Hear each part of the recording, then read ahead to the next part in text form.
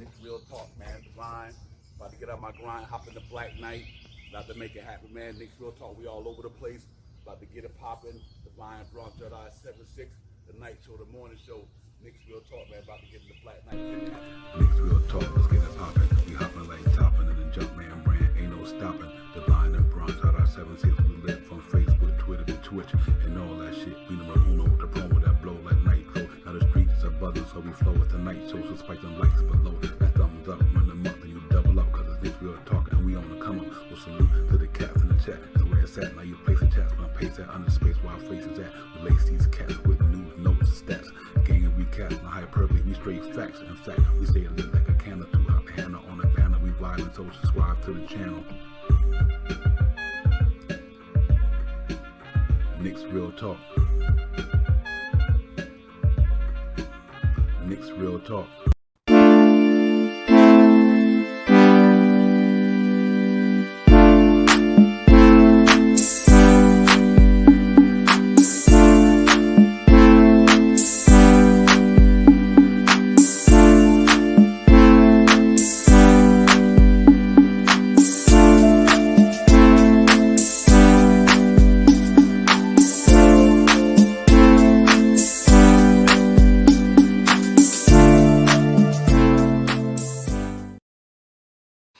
Hey, salute everybody. Knicks Real Talk, man. The night show we in here, man. Divine Bronx Sports Jedi. Hope everybody doing well, man. We about to get into it. What a week.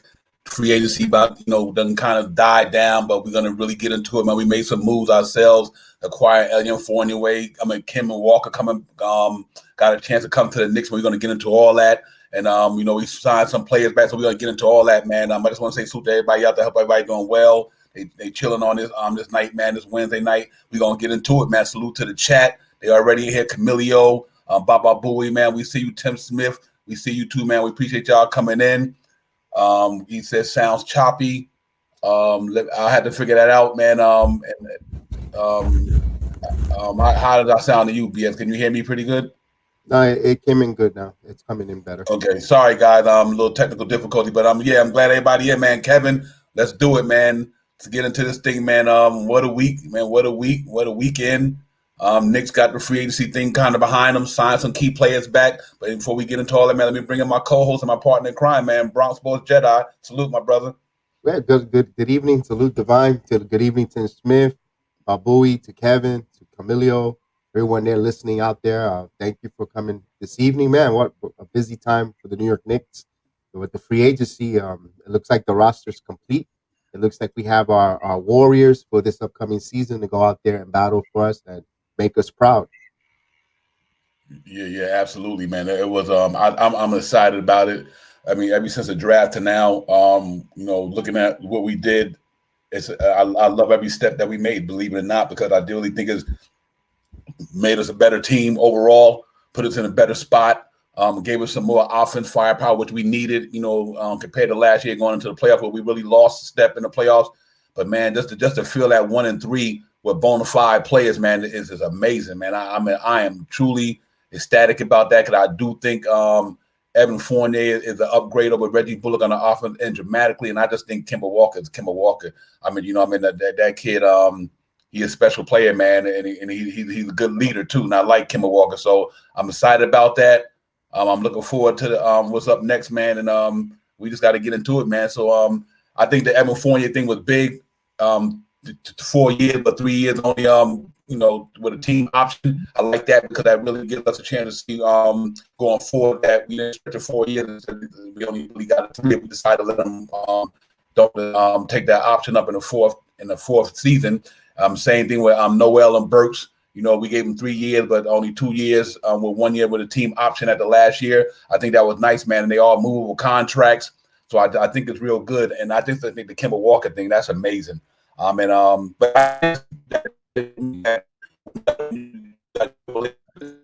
Divine's having technical difficulties, guys. Bear with us, guys. Divine's technical difficulties will get fixed in a moment there. Yeah, I agree with you there. Kevin Woodridge thinks there's going to be more moves to be made. Maybe I think this is the team. Unless if a trade of a blockbuster trade is available, you never know. But I think that's the move. I think this is the team that we're going with. To see going forward on there. It's gonna be interesting to see how the minutes are gonna be distributed. I like the fact that Kemba Walker comes at, put it this way: the Knicks got a point guard, good quality point guard under close to $20 million, and you got two quality players at that position in Kemba and in Derrick Rose. So veterans that knows, and you have it in, now you could play. You don't have to worry about um, you know Luca Valdoza or McBride if they don't pan out. If they do, you still got more to build with and more to complement the team. So it'd be interesting to see on that. Tim Smith says, I like that Leon Rose and company didn't leak information. The best front office is kept quiet. Absolutely. Kevin still has hope for a sign and trade with Kelly Oubre. I don't think that's going to happen. I think that's not going to happen with the New York Knicks. It'd be interesting if they could. But yeah, but now we have a logjam at guard position. Um, Guard position, maybe at the point guard. We have now 4 point guards, could be moved around. But remember, they could send these young kids to the G League to be developed more, to play some playing time. So we'll see. We'll see if that happens. Hey, anything that the Knicks could do to add to the team and make better, I'm for it. I'm all for it. I'm all for going forward with that. What do you think about the moves around the league? Divine, are we back? Yeah, All right. do you see me? You hear me? Yeah, you Okay, yeah, seem man. you seem It good. was interesting, man. Salute the guys. Sorry for the technical difficulty, but I'm back here, man.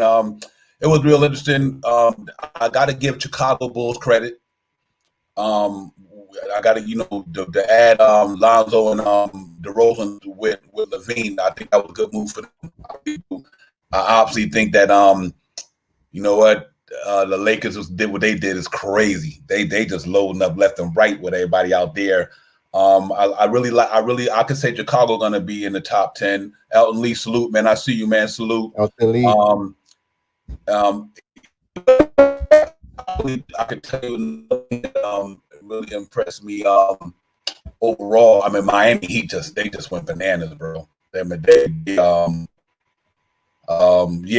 Kevin, we were talking about that as well. Would you trade Robinson for Myles Turner? I love Mitchell Robinson, man, but I get it though. Myles Turner is a good player, but I do love me some Mitchell Robinson. But if they had to do it, I understand if they did. But I wouldn't be mad at it because Myles Turner is an excellent ball player. I mean, especially his shot blocking prowess. He can stretch a little bit when he on, if he, out there shooting the ball. So I do think that's probably Kevin Knox could still be moved, but I don't know if there's much interest in him. I mean that's actual facts. Tim, he can, and I do think that that contract is not hard to move. And that's for sure. But I do like a lot of the moves. I think Miami really did well. I think New Orleans did well. They did right and got themselves situation. But I think Miami, I think they had the best. I mean, the best one. I just think they uploaded. Still be moved. I'm reading at that there.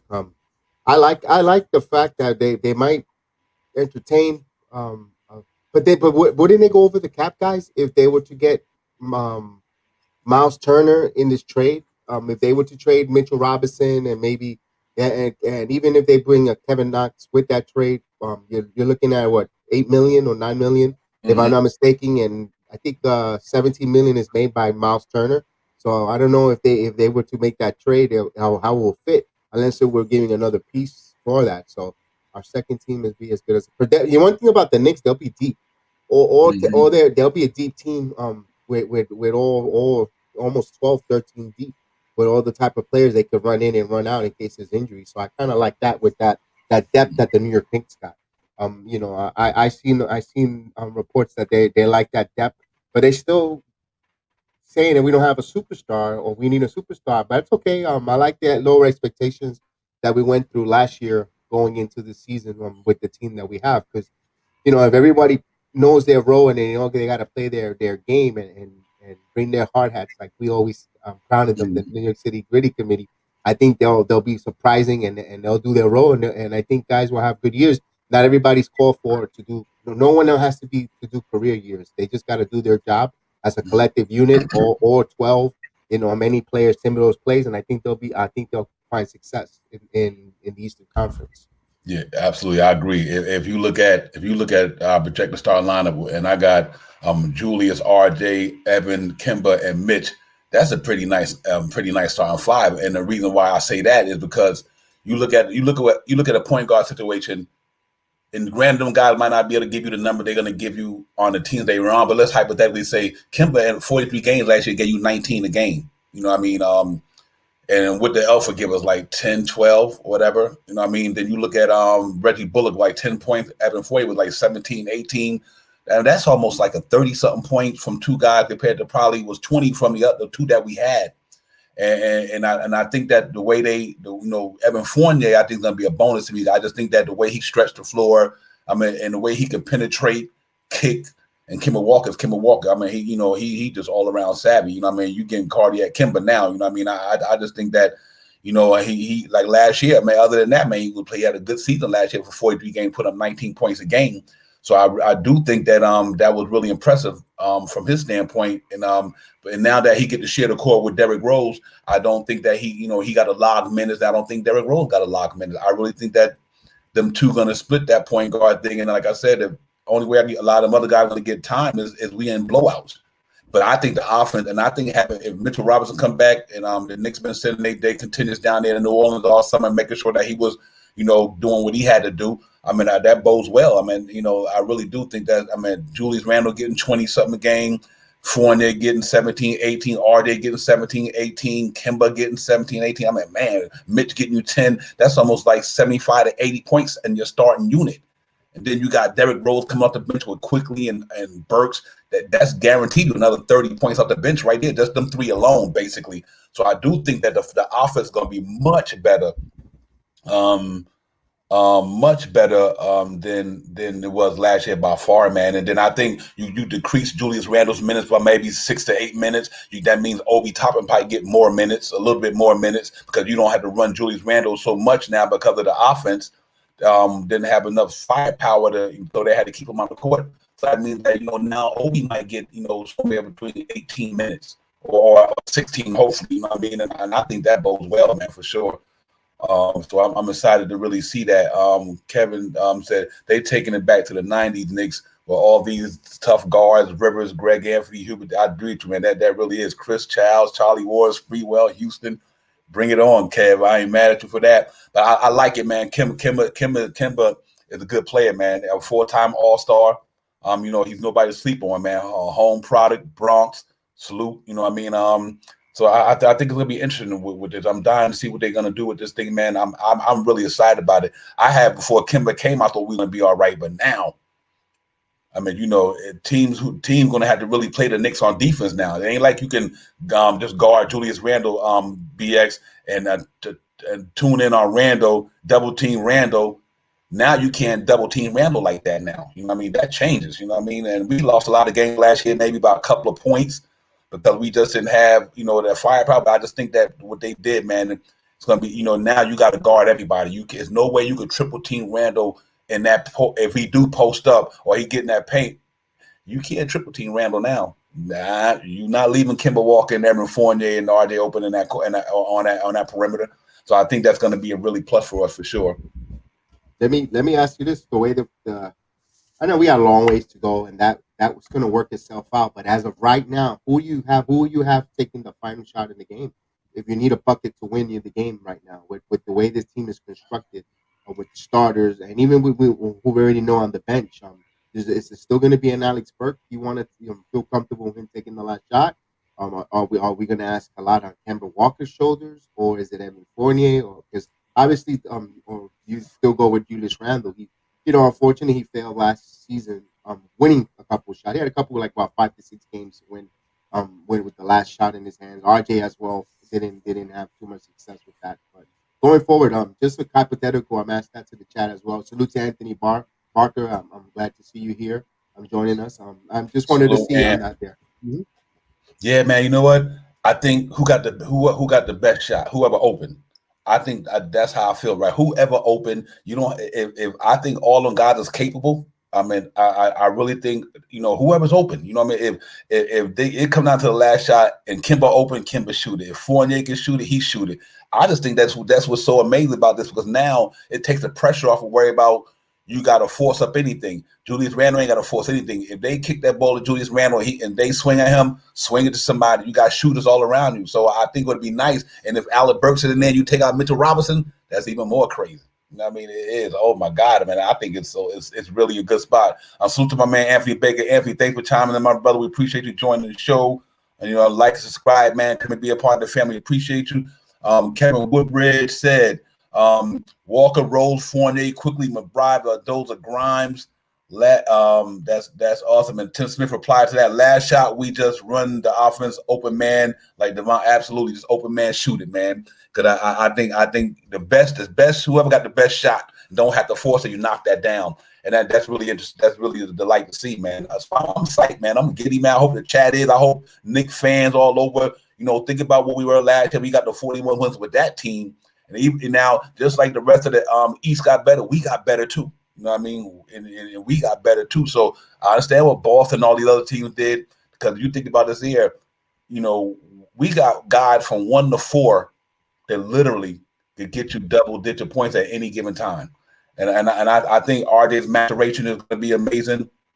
I think his third year going to be real prosperous. So I'm looking forward to it, man. I really am. Anthony said we are going to put around Timber Walker. We still have to build that team up. Yeah, I understand that, Anthony.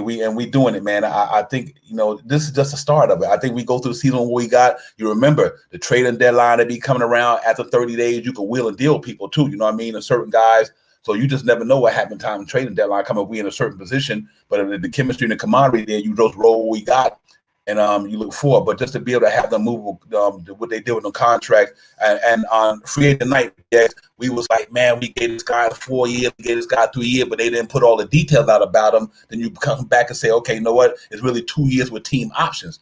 That was nice. I was like, man, like I said, that front office getting now, man, they get an A all day from me with the way they did this thing. So I'm really happy about that.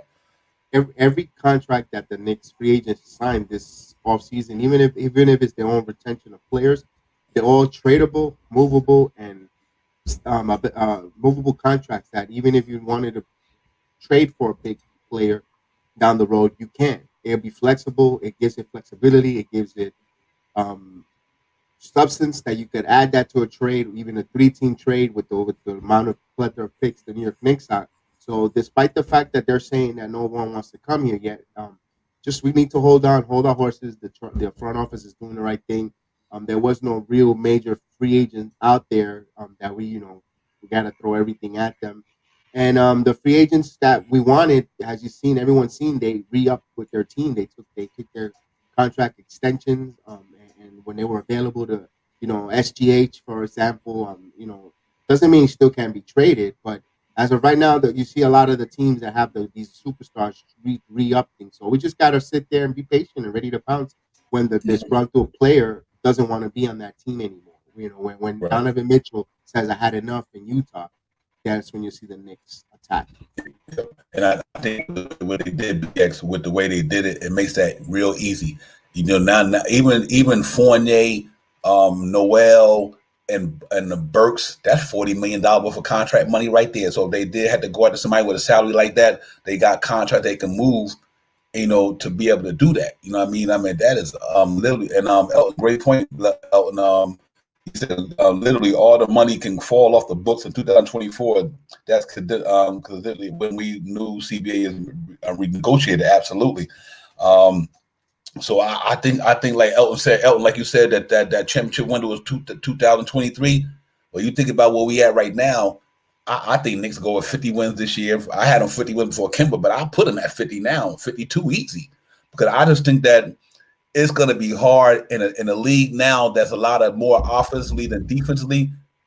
That's a lot of firepower to stop, man. I think that's a lot of guys that you got to say, if your defenders and your team is not one-on-one good defenders, it's going to be hard to play the Knicks like that. Them cats, they got 4 guys in that, and every one of them guys in that starting lineup for the Knicks could knock down a 3 at a 37% or better clip.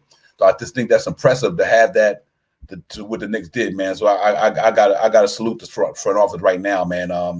Like you said, they might not be superstars, but you got listen. Kemba Walker's a 4-time All-Star. Julius Randle was an All-Star. So you got 2 All-Stars in your front line. You got an up and coming player in R.J. Barrett, and much of people don't understand. I love Fournier's game. I always loved this game when he was in Orlando. I always loved this game. I think the guy, he got grit, he got heart to him, and Tibbs to get the best out of them guys on the defense. I guarantee you that. He'll get the best out of them. So I think that's just a delight to see. Tibbs finally had these guys get absolutely Kevin. Get them guys some rest, Rose and Randall. I think Obi, don't worry about when he come in, he's going to be in for 2 or 3 minutes. Now he get to come in and say, I might be in for 8 this quarter, then I might be in for 8 the next half. He might be able to do his thing. You know what I mean? So I think that's a big move. Man, him quickly and Burks, and they brought the second unit back like y'all was saying on your show the other day. They brought that whole second unit back, man. Oh, my God. And Todd's coming in there, just, doing what he do for us. If Noel go down or Robinson go down, you got Taj back. I just think that was I love what they're doing, man. So salute to the Knicks organization, man. They really did it good on this one, man. Frank Matos, my brother, salute Frank in the building. Yeah, man. I'm excited, BX. I think I'm excited for this. I'm ready for Sunday, but I'm excited about the season though. And training camp. Yeah, salute to Frank Matos. I'm glad you're here, my friend. I really am, and I am ecstatic. Guys, I am ecstatic. I'm happy. The thing is, I'm battling a little bit of a COVID issue, so that's why my enthusiasm isn't so high up there, just to keep my breathing in normal situation. But man, I am excited. I'm beyond excited and be very happy about what the Knicks are doing, Divine, and with this team. Sunday is going to be interesting. It's going to be fun. The first summer league game. It's going to be, to see the young kids, the draft picks, Quentin, Myles, McBride. I want to see Sims play. I want to see Luka Valdoza with Obi Toppin. Yes, Frank. Unfortunately, I do, and I'm battling that right now. This is a full week as of today. I'm feeling a little better, but I can still get fatigued when I speak a little too much. You see me coughing in the background. Hey, I'm going strong. Believing Almighty to get forward. Thanks, guys. With that, and I can't wait to see the young kids play this evening, Sunday afternoon. I think I want to see them run out of the gym. I mean, use that athleticism and all that. Thank you, Frank. I appreciate that.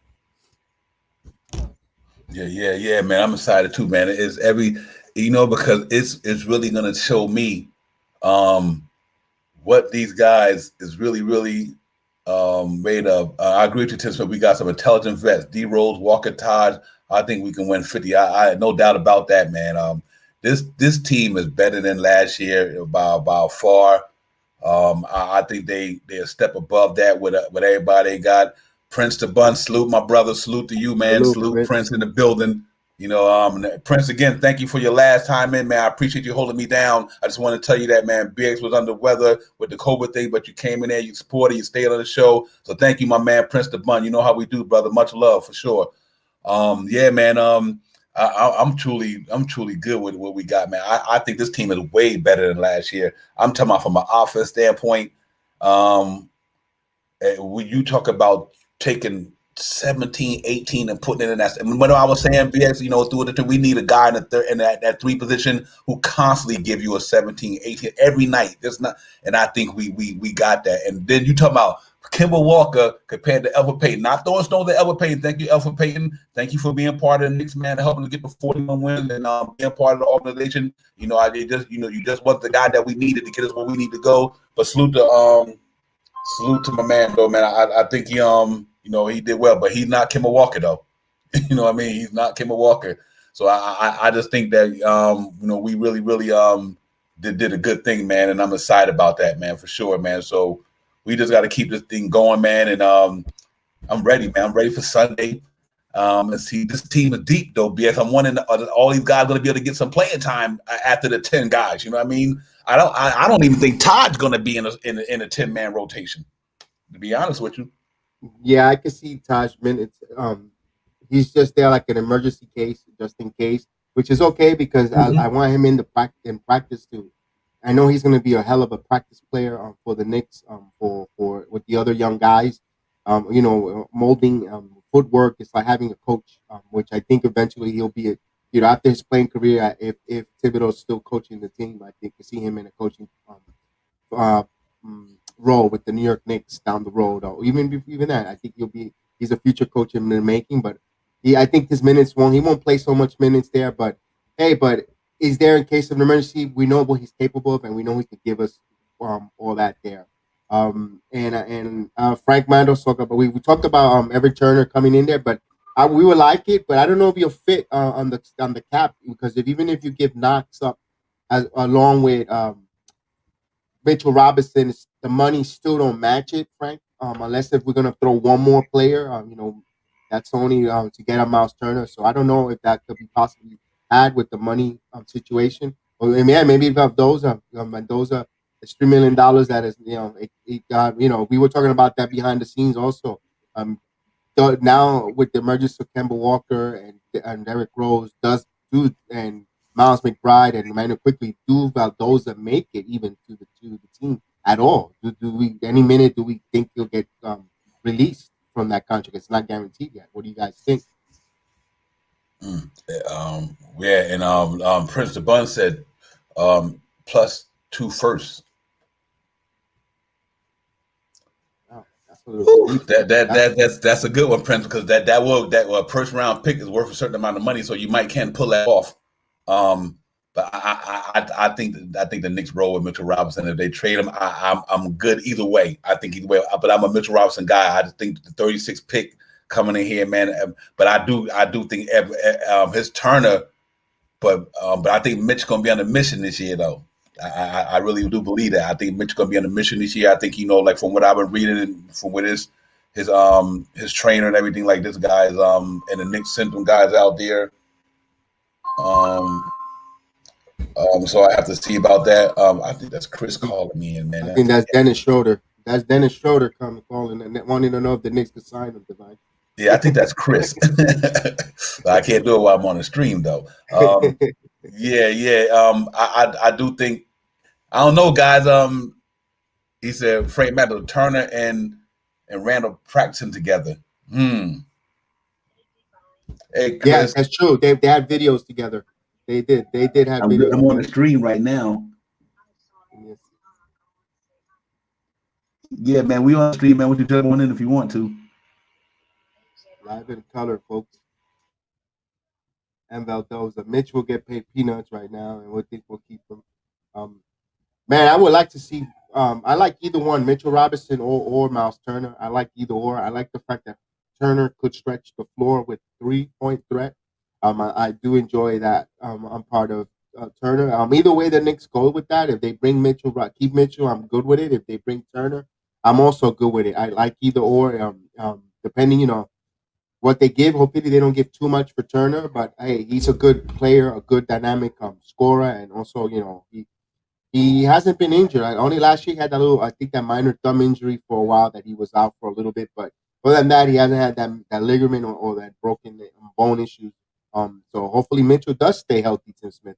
I either or, if whoever plays center for the Knicks, if it's Mitchell or Myles Turner, yeah, I like either or for the Knicks. It is a preference on the fan base who you like, but I believe he's getting 1.8 million. Correct? Yeah, he's right, Kevin. He is making 1.8 million dollars. That's why I think it's kind of difficult to bring in a 15-16 million dollar contract in Myles Turner, and when you have a 1.8 million dollar Mitch Robinson and the players. I'm not saying they're similar because Myles Turner does do a little more different than Mitch Robinson does, but also it could be vice versa. So that depends on the direction of the team, how they want to attack that in their center position. Turner isn't a bad idea. I'll trade Mitch for him. Frank Montes says Turner knows how to set screens correctly, rebound and block. I agree with you, Frank. You say Turner is much better. Maybe at this point, yeah. But you still don't lose. You don't lose too much either with a Mitchell Robinson at center. But yeah, I can see the point when you think Myles Turner is a bit of a different. It is a different dimension for the Knicks with a Myles Turner, especially stretching the floor. In my opinion, with that, I do believe that because Mitch Robinson hasn't had the range yet, or hasn't shown us that he could shoot the outside or the mid range at a consistent uh, um, stretch like a Miles Turner can. So yeah, that'd be interesting to see if the Knicks will do that. Either way, I'm for it. I'm good. Either way, if they bring him in here, I'll be excited as well. And if we go with Mitchell Robinson, I'm excited as well because he does want to be here. But there is a lot to say when you see the videos of them two working together. When I mean them two, I mean Miles Turner and Julius Randle in the offseason putting the work together. That camaraderie, that chemistry, at practice, it'll be kind of interesting. The Knicks will cater to him that way. Yeah, absolutely. Yo, salute my man P Nice, Pud Nice, salute Jet Life for Life. Salute to y'all. Thank y'all for coming on in the building. Y'all already know that's family right there. Yeah, man. I like Myles Turner, but I'm a Mitchell Robinson guy. I think if Mitchell Robinson can get back to his rookie year with his athleticism, the way he was blocking shots, I think it bodes well. But don't get me wrong, Turner is a good ball player. I mean, the cat can shoot the ball a little bit from the outside, stretch the floor. He was top of the league in block shots. So if I wouldn't be mad if that trade happened by no means. And I'm a Mitchell Robinson guy, but business is business. You know what I mean? And if Myles Turner comes to New York and you had to send Mitchell Robinson out, and I can understand why the Knicks would do it because you got to get ready to re-up Mitchell Robinson anyway. You know what I mean? So and Turner would be on expiring pretty soon. So yeah, it makes sense either way to me. I have no deal with it. I have no problem with it. I think Turner can give us that. But I love when the Knicks keep that homegrown talent, but I understand it's a business. And right now, look like the way what we doing, you got to do what you got to do. You know what I mean? And I love Mitch. Let me hear what I'm saying. I love Mitchell Robinson. You know what I mean? And I just think that, but Myles Turner, stretch big like that, defender like that, who got that paint lock. But I do think you're going to get that rim protector from Mitch this year. And the reason why I don't have a problem with it is because you have him and Noel. So you got Mitch and Noel back. If he stay healthy, salute my man Will. Salute to you, my brother. Salute for coming in, Will. What's going on with you, my man? BX, I think if you bring him in, and that's fine too. But man, you got Noel and Mitchell Robinson. Now, what I wish you could do, and don't because you signed your own player. Don't after 30 days you can wheel and deal that, right? If I'm not mistaken, guys, let me know. Once 30 days go through the season or something like that, you can wheel and deal the guys that you re-sign. So now you can say instead of Mitchell Robinson, you just send Noel out there. You know what I mean? If they willing, if that's what the Pacers want. Now he got $10 million. You might not necessarily have to do that trade at the beginning of the season. You can wheel and deal whenever they can wheel and deal. That's what I'm trying to say. So you might just say, you know what? We're to play out, and then if they willing to do that deal later on after them 30 days, draft pick 30 days. Frank Mantle said, hey, Frank, let me know what it is with sign free agents. Let me know about that, man, and hit me up with that because I don't have the information in front of me. I think when you sign free agents, I think it's gotta be. I think it's gotta be. Sorry, excuse me. Man, I think it has to be like in December, if I'm not mistaken. Okay, December. Okay, and that's not bad because the season starts in October. You know what I mean? Right.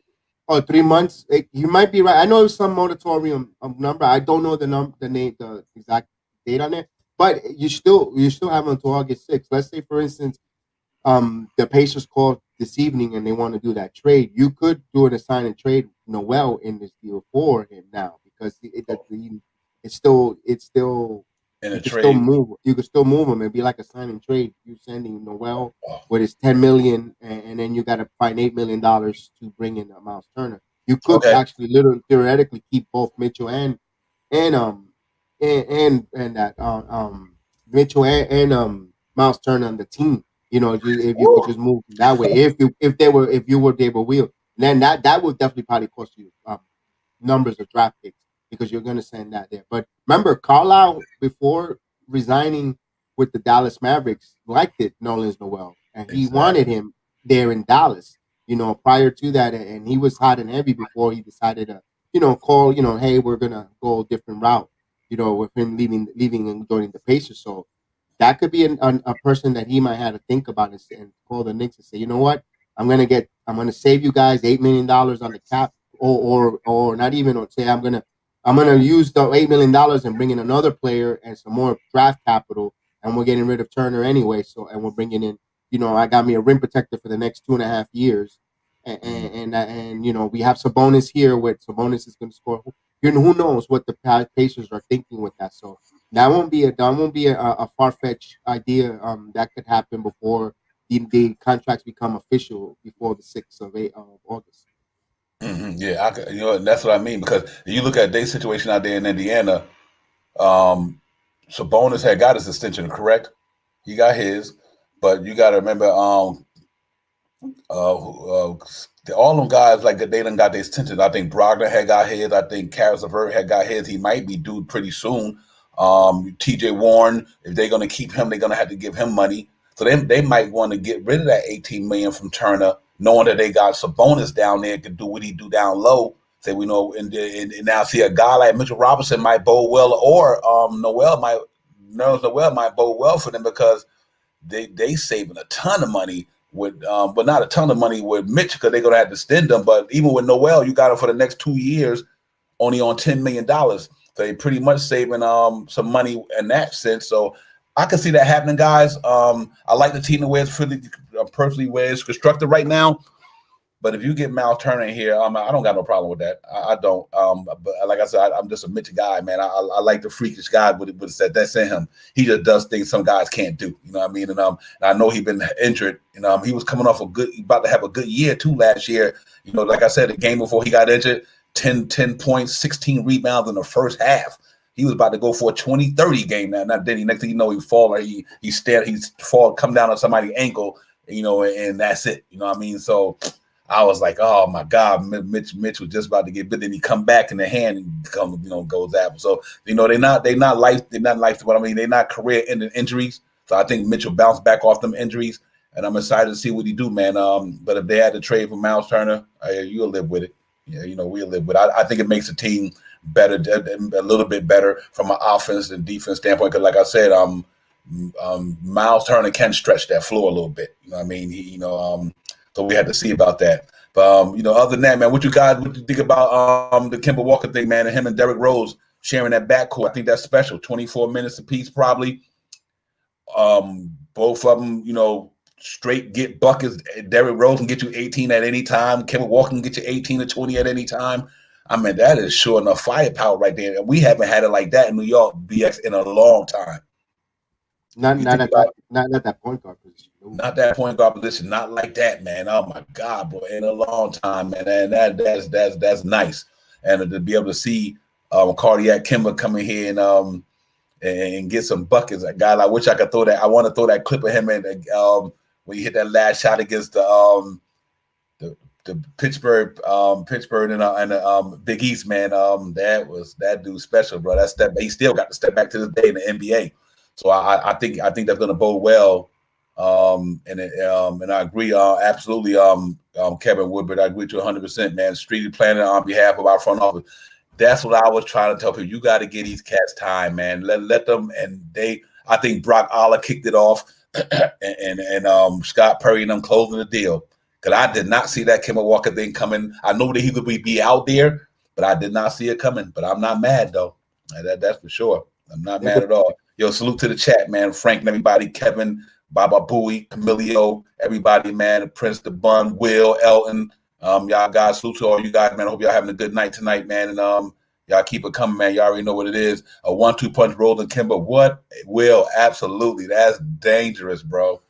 And I will say that on behalf of D. Ross. That's dangerous. And that's crazy, bro. I mean, literally, man, you got one guy who come in that's no different than the guy that's in there. I'm talking about from a skill perspective.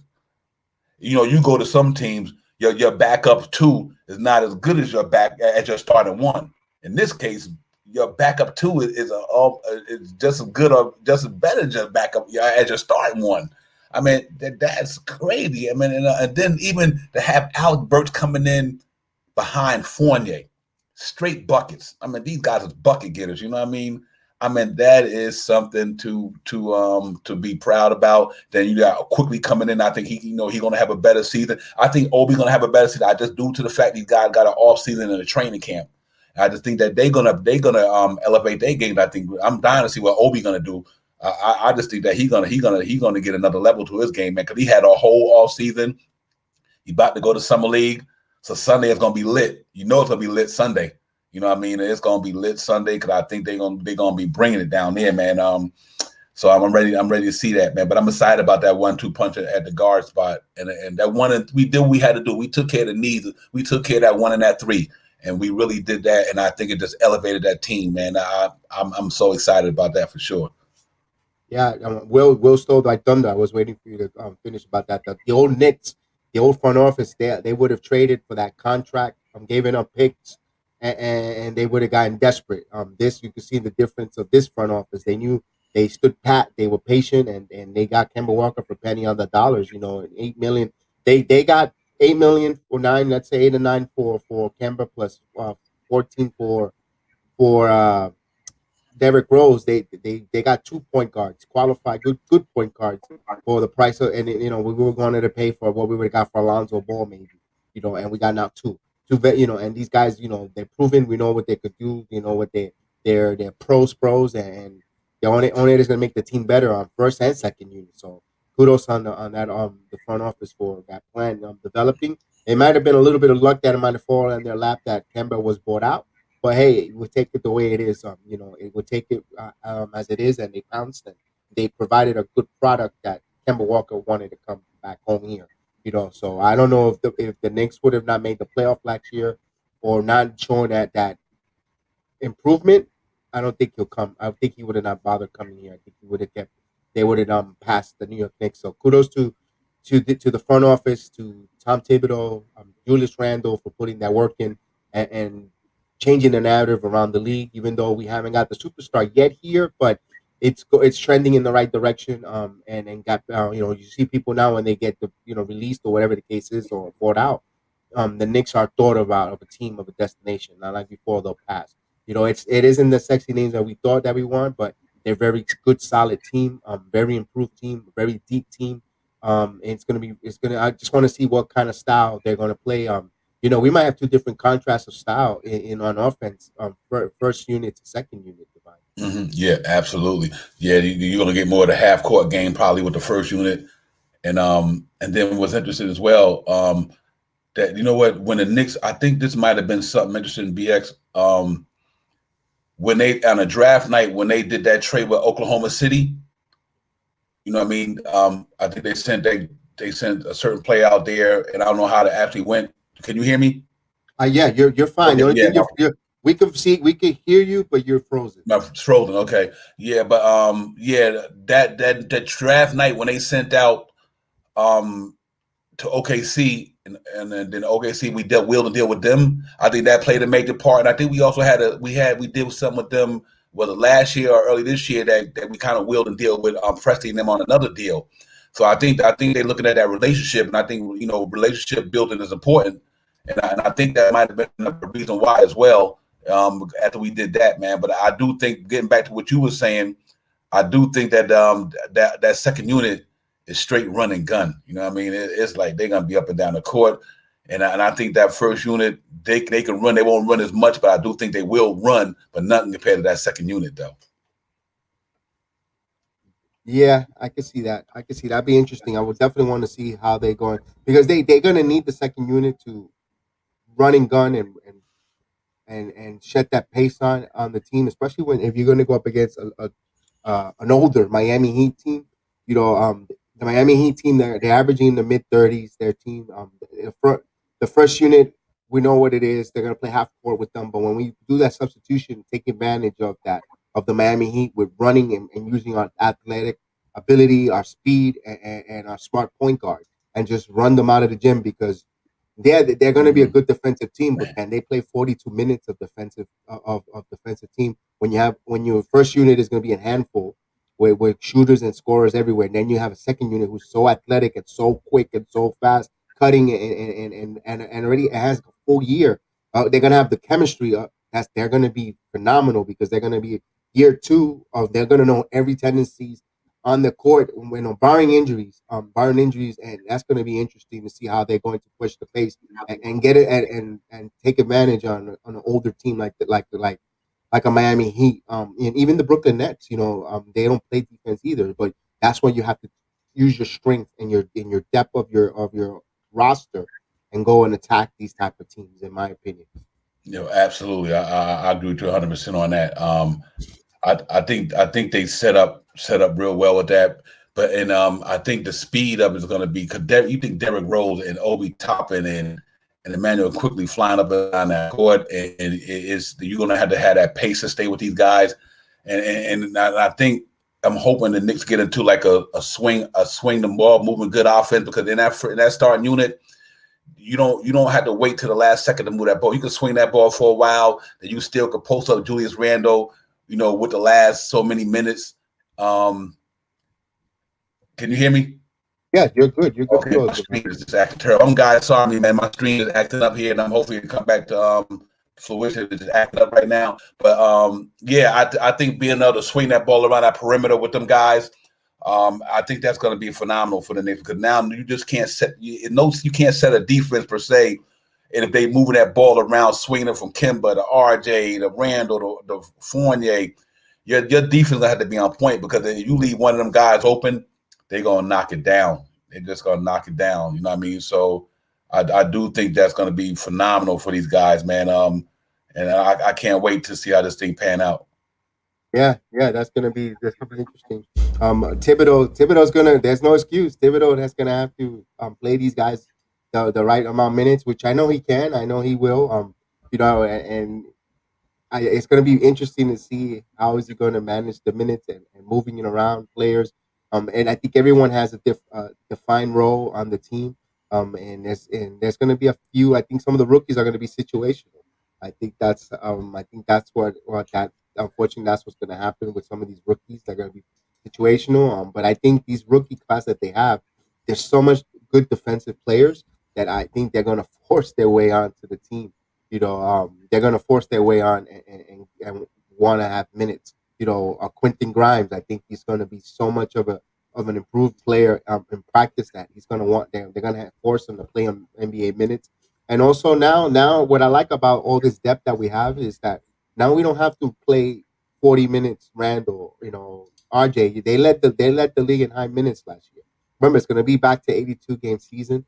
And I think, if we continue to show depth and continue to trust on these guys, and these guys, they go in and they play for Thibodeau and know the system, it's gonna be fun to see the depth that we have there night in night out, and hopefully barring injuries. Hopefully, the Knicks stay away from the injury bug, and they just all come healthy and manage their minutes right and play everyone there.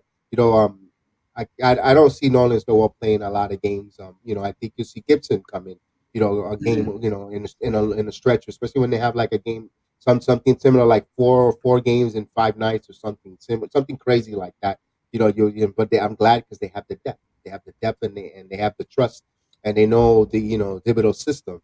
They just it's going to be really exciting to see, and it starts with summer league with these young kids. Plus I want to see what Obi Toppin and Manuel quickly learn in that in the select team, what they learn and what they're going to put out there, what they learn playing with the USA select team. That's going to be fun to see Sunday. Yeah, absolutely.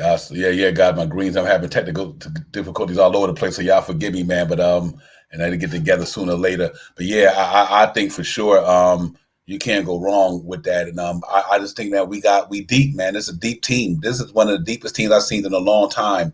And I think it's going to be really impressive. I do think that we do have a salute to my man. Mama said, salute to you, my brother. Thank you for chiming in. And, salute to you. Salute to the panel. Salute to the chat. LGK for life. Absolutely. You got to love what we did, man. Just to be able to wheel and deal like that and spend that money and not bring in nobody on max contracts. And you built a team with nobody on a max contract. Nobody getting 35, 40 million, and you put a legit team together. I mean, they solid at every position. The Knicks, you look at that team, they are not weak at no position. I don't consider the Knicks weak nowhere. The point guard is strong. The 2 guards are strong. The small forward is strong. I think the forward there, I think Obi's going to have a better year. I think that's a strong position, and the center position is strong. So I mean that's a team. That's not like a couple of superstars and a bunch of mediocre players.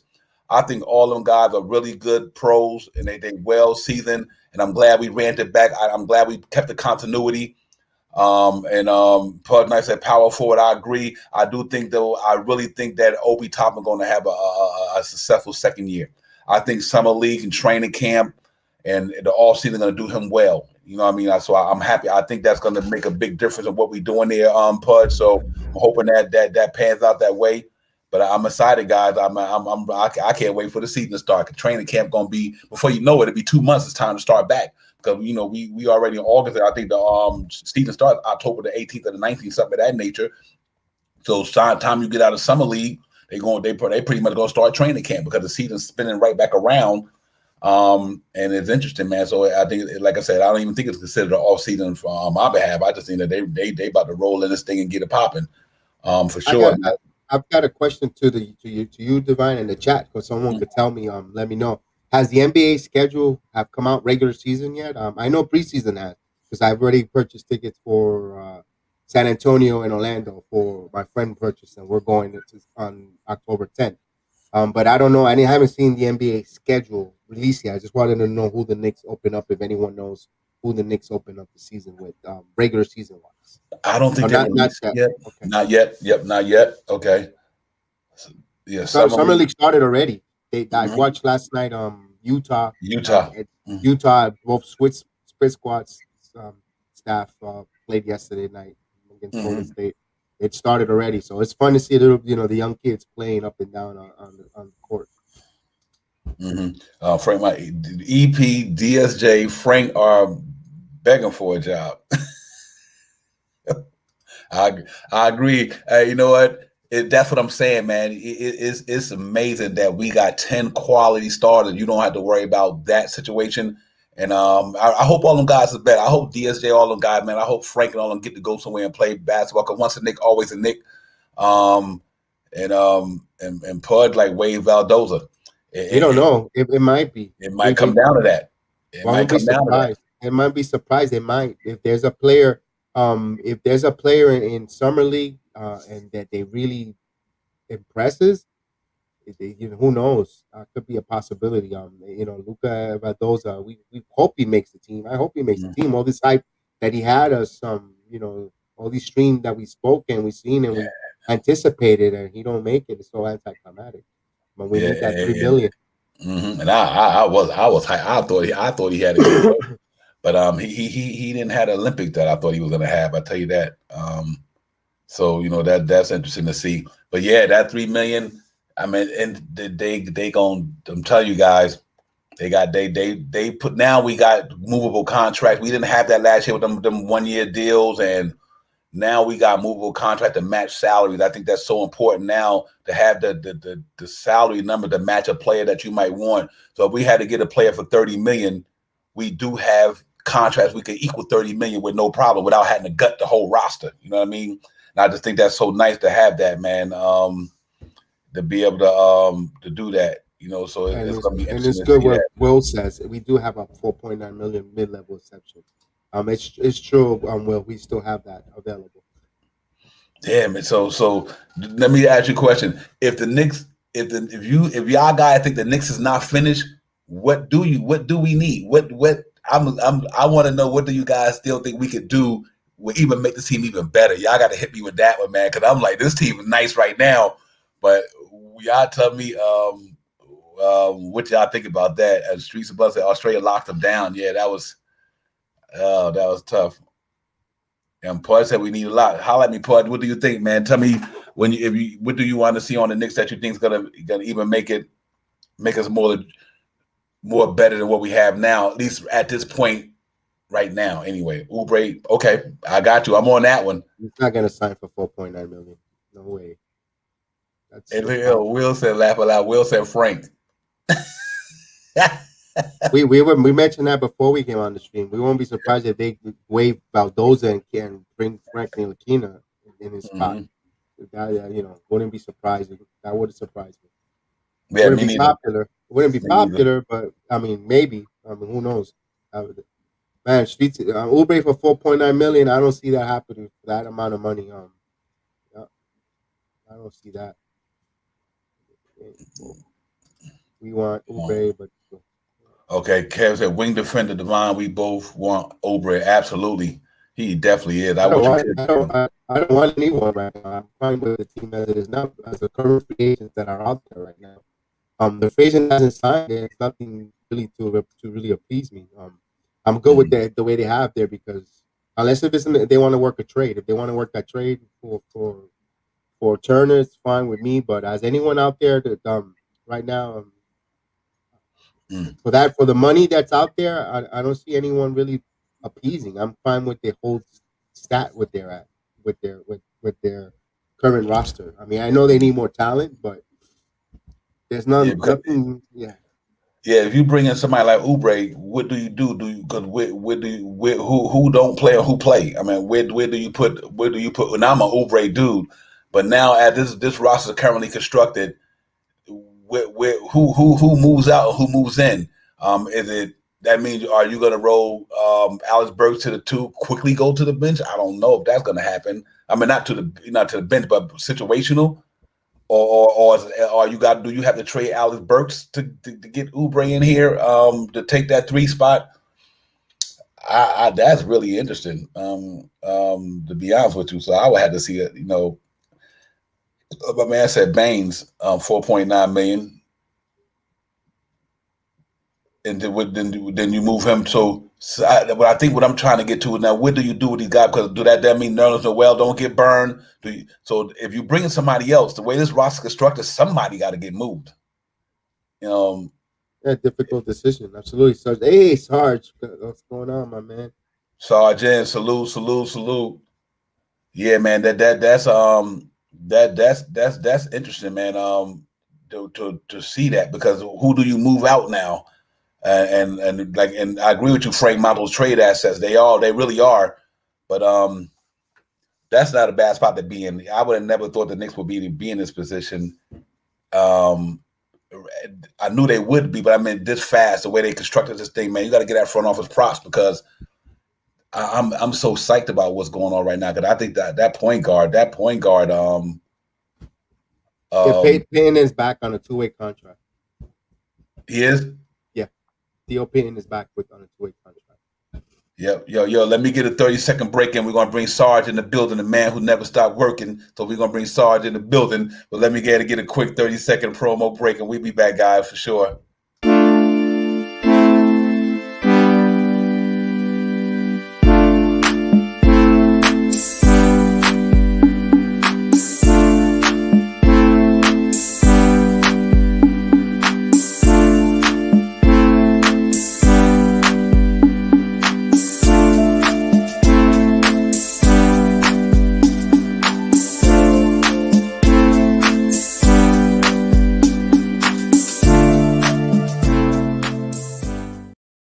Man, salute. We back, man. Y'all forgive me without the green screen situation, but I have a technical difficulty, so forgive me. But BS got the real talk holding it down. Salute to my man Sergeant in the building, my brother, he's in here. Salute to the chat, everybody, my physical brother, Unica Laws in the building. Salute to you, Pudge Nice, Frank Matos, everybody, Streets of Brothers, CT, holding it down under, Pudge Nice, P Nice in the building. Everybody up in the chat, man. Salute to all y'all, man. Thanks for coming in. Knicks Real Talk. Sarge, what up, my brother? Kimber Walker, man. What's up?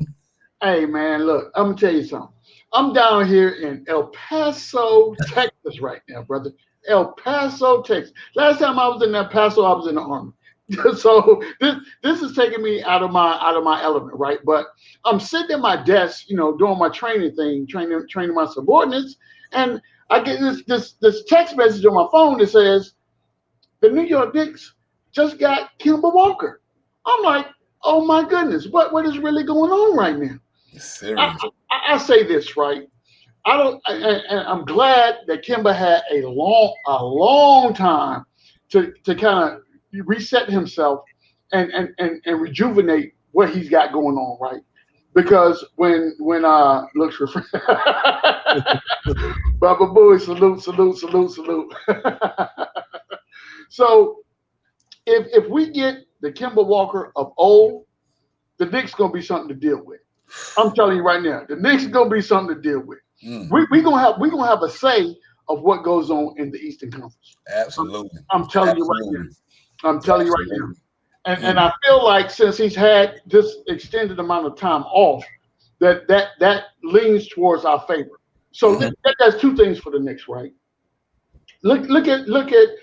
I'm just going to talk about the point guard position right now. That's all I'm going to talk about. I'm not going to talk about the rest of the roster. I'm going to talk about Kemba Walker and his impact on the point guard position. You got Kemba Walker, you got Derrick Rose, you got Vildoza that we still don't know how much potential he's got coming up, coming into the game, and you got McBride. So think about what I just said for about 2 seconds, right? If we get a Kemba Walker of old, now he can play 20 minutes. He can play 25 minutes, right? And then you bring a Derrick Rose in behind him, right? And then, if Rose ain't got it going on just how, we think it's supposed to be, you get a Vildoza that nobody has scouted yet, right? So when he comes in and start doing his thing and start cooking people, then they got to start scouting for him. Mm-hmm. But the beauty of this thing is, guys, is this right here. We get to develop the point guard of the future in the McBride. We don't have to rush this guy. He can play minutes where he gets minutes in. We can let him elevate his that NBA IQ, that basketball IQ. You know what I'm saying? That's a beautiful thing. That's a great problem to have right now. Unreal. A great problem to have. But you know what? Let me apologize right now because I went in the reverse.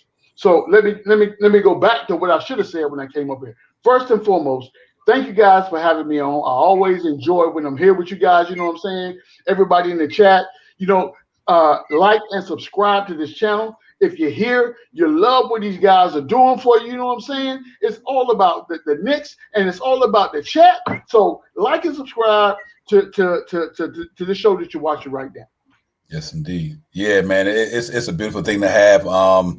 I haven't been this excited in a long time. I mean, I'm telling you, Sarge, you got two guys, literally all-star level point guards, one on the bench and one starting. Yes. That is crazy. It's not too many teams in the league got that at the point guard position. Right. And you split that 48 minutes with them two. And I think somebody said it well in chat. You on a back-to-back, you good. You know what I mean? You good. Oh my God, that is crazy, man. And listen, we've been we've been watching Knicks basketball for a long time. Last year we rolled out Alpha Payton and Reggie Bullock. No throwing shade, but can imagine changing 20 points between two people to 30-something points between two people? That's crazy. And and both of them can get to the bucket. Like Kemba Walker and Fournier could put the ball on the floor and bounce on you. You know what I mean? Right. Ooh, that is crazy, man. I think what people undervalue right now is this, right? Think about how teams last year could focus on Julius Randle. You could double and triple team Julius Randle because they knew that was the best player on the team. Try that this year. You're going to get cooked. I'm telling you right now. You're going to get cooked. Mm-hmm. Cooked. Like, when I say cook, let me explain what cook means, right? So for those of you that don't understand, back in the day, in the country, right, in North Carolina in the country, there was this big black kettle that you put over an open flame, right? And what you used to do with that in that pot is you put a whole bunch of lard in there. I ain't talking about, notice I didn't say grease. You put a whole bunch of lard in there. You melt that lard down, and then you get all these fish that you went out and caught, right? And you have this good old-fashioned fish fry. You know what I'm saying? Just dropping fish in there and pulling them out, dropping hush puppies in there, pulling them out. And then you're in the kitchen cutting up the cabbage, making that homemade coleslaw. Stop playing with me right now. Hot sauce? Man, look at here. Cooked is what I'm talking about, ladies and gentlemen.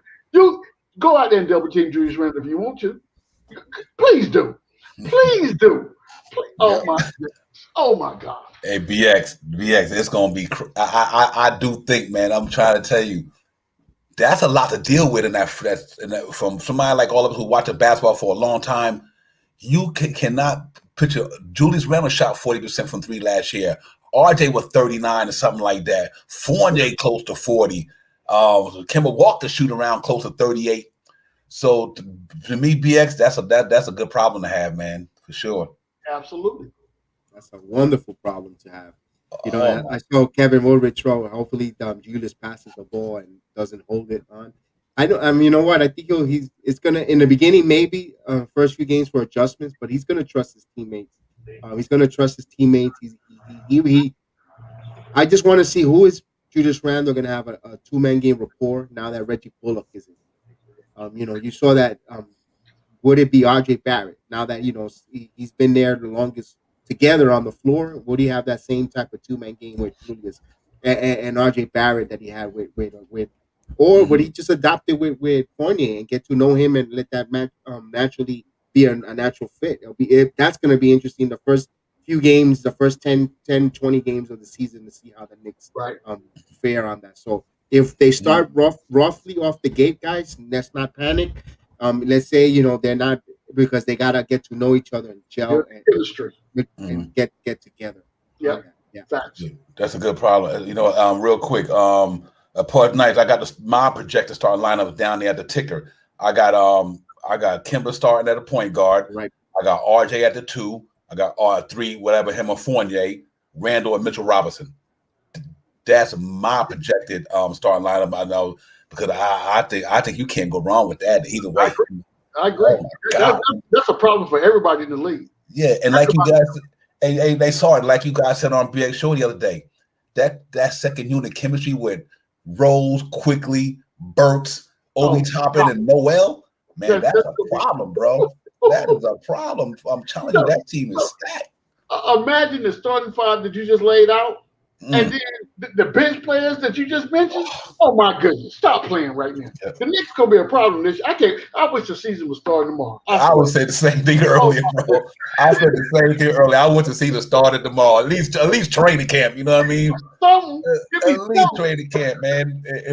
At least train. But I'm excited though. I'm super excited, man. I mean, they the other night we all had our we were suspect of certain things. Yes. But today, mine is going. Today's it's a new day. It's a new day. It's a new day. Absolutely. Outlook on life right there, Divine. I'm telling you right now, brother. I have a whole new outlook on life right now, for sure. And when you look, if this is what I want fans to do, right? I want you to go and look at the depth of the New York Knicks right now at each position. Each position, you are 4 players deep. Each position, you are 4 players, and I'm not talking about some Rudy Poots that may or may not. I'm talking about legit players at each position, 4 players deep. Mm-hmm. Imagine that. That if I had one concern, my one concern would be this. I got to take a deep breath before I say this, right? Because I know Knicks fans about to come for me after I say what I'm about to say. My one concern right now is the way that Tom Thibodeau would employ these players in a productive scheme of basketball, right? I believe we cannot do this year what we did last year when we talk about scheme, right? If you have all these young athletic players, let them be young and athletic. That's why you draft them. Let them get out there and run. Nobody else in the NBA is playing half-court offense right now. Nobody but the Knicks. And they know how to defend that. So I need Tom, if you're listening, brother, check this out. I got one ask from you. And first and foremost, Tom, thank you for everything that you did for the Knicks organization last year. You got us to the 4th seed. We never imagined we would be there. But what I would tell you is this, Tom. We're going to have to elevate our game, right? We cannot think that we can come in here with the same scheme that we came in with last year. People have already peeked that out. People have schemed that. People have developed defensive schemes to deplete whatever you put on the floor. So I'm going to need for us to elevate that game. Tom, this is what I need you to do, brother. I'm going to need for you to get in Johnny Bryant's ear. Let Johnny Bryant tell you, hey, Tom, this is what we need to do. Because I believe that Johnny Bryant has the pulse of the youngins. I'm going to call them youngins. The youngins on the team, right? Get those guys out there, let them do what they do, and break down the other team. Because when you get these guys running up and down the court, guess what happens? Guess what happens to the opposing team's defense? It breaks down. Why? Because they tired. They grabbing it. Look, this is what they're doing, Devon. They got the shorts like this. They're holding on to them. They're huffing and puffing. They don't want to say, take me out of the game, coach, but they tired.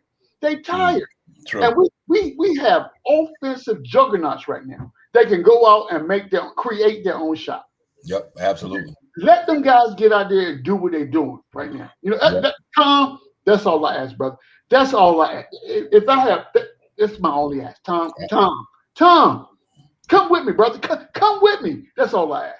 I think I agree with you on it. Hey, real quick, unique, real quick. I think all the coaches coming back, but I do think we got a coach slot to open unique. So I do think Johnny Bryant, Kenny Payne to be back. They turned down deals early last year to go somewhere else. And I think we gotta fill Mike Woodson's spot unless they move somebody, promote somebody. But yeah, I do think they're coming back. But one thing I think might make a difference too, Sarge.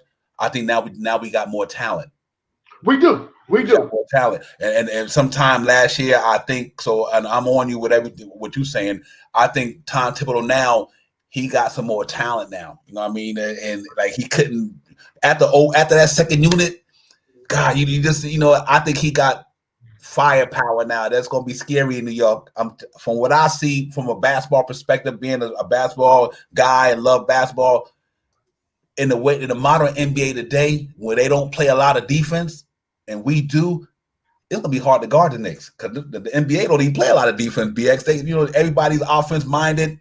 I know they're gonna shift the rules up a little bit this year to stop some of the silliness with all that crazy flopping and whatnot. Right.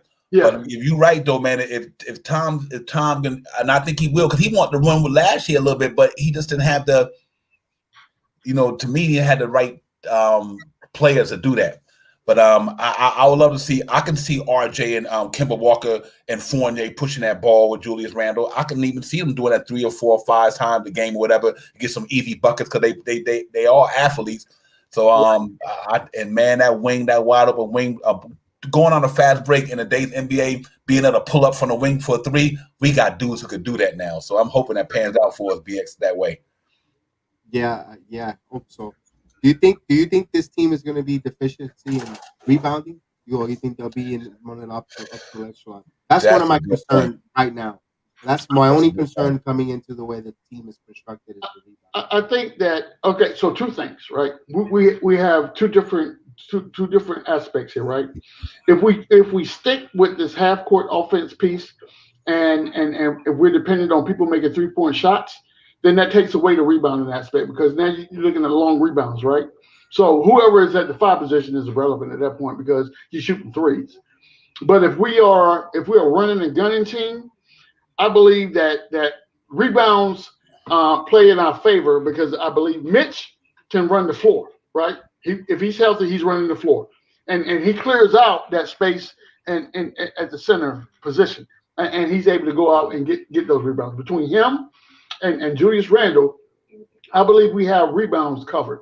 It just depends on what offense we're going to play. If we go into the half court and we're shooting 3s, we're depending on long rebounds, and that negates whoever's at the 5 or the 4. It takes them out of it because you're looking at long rebounds. Hell, the guard would get more rebounds than the person playing at the 5 because they're long rebounds, right? I think it just depends on the offense that we play. Okay.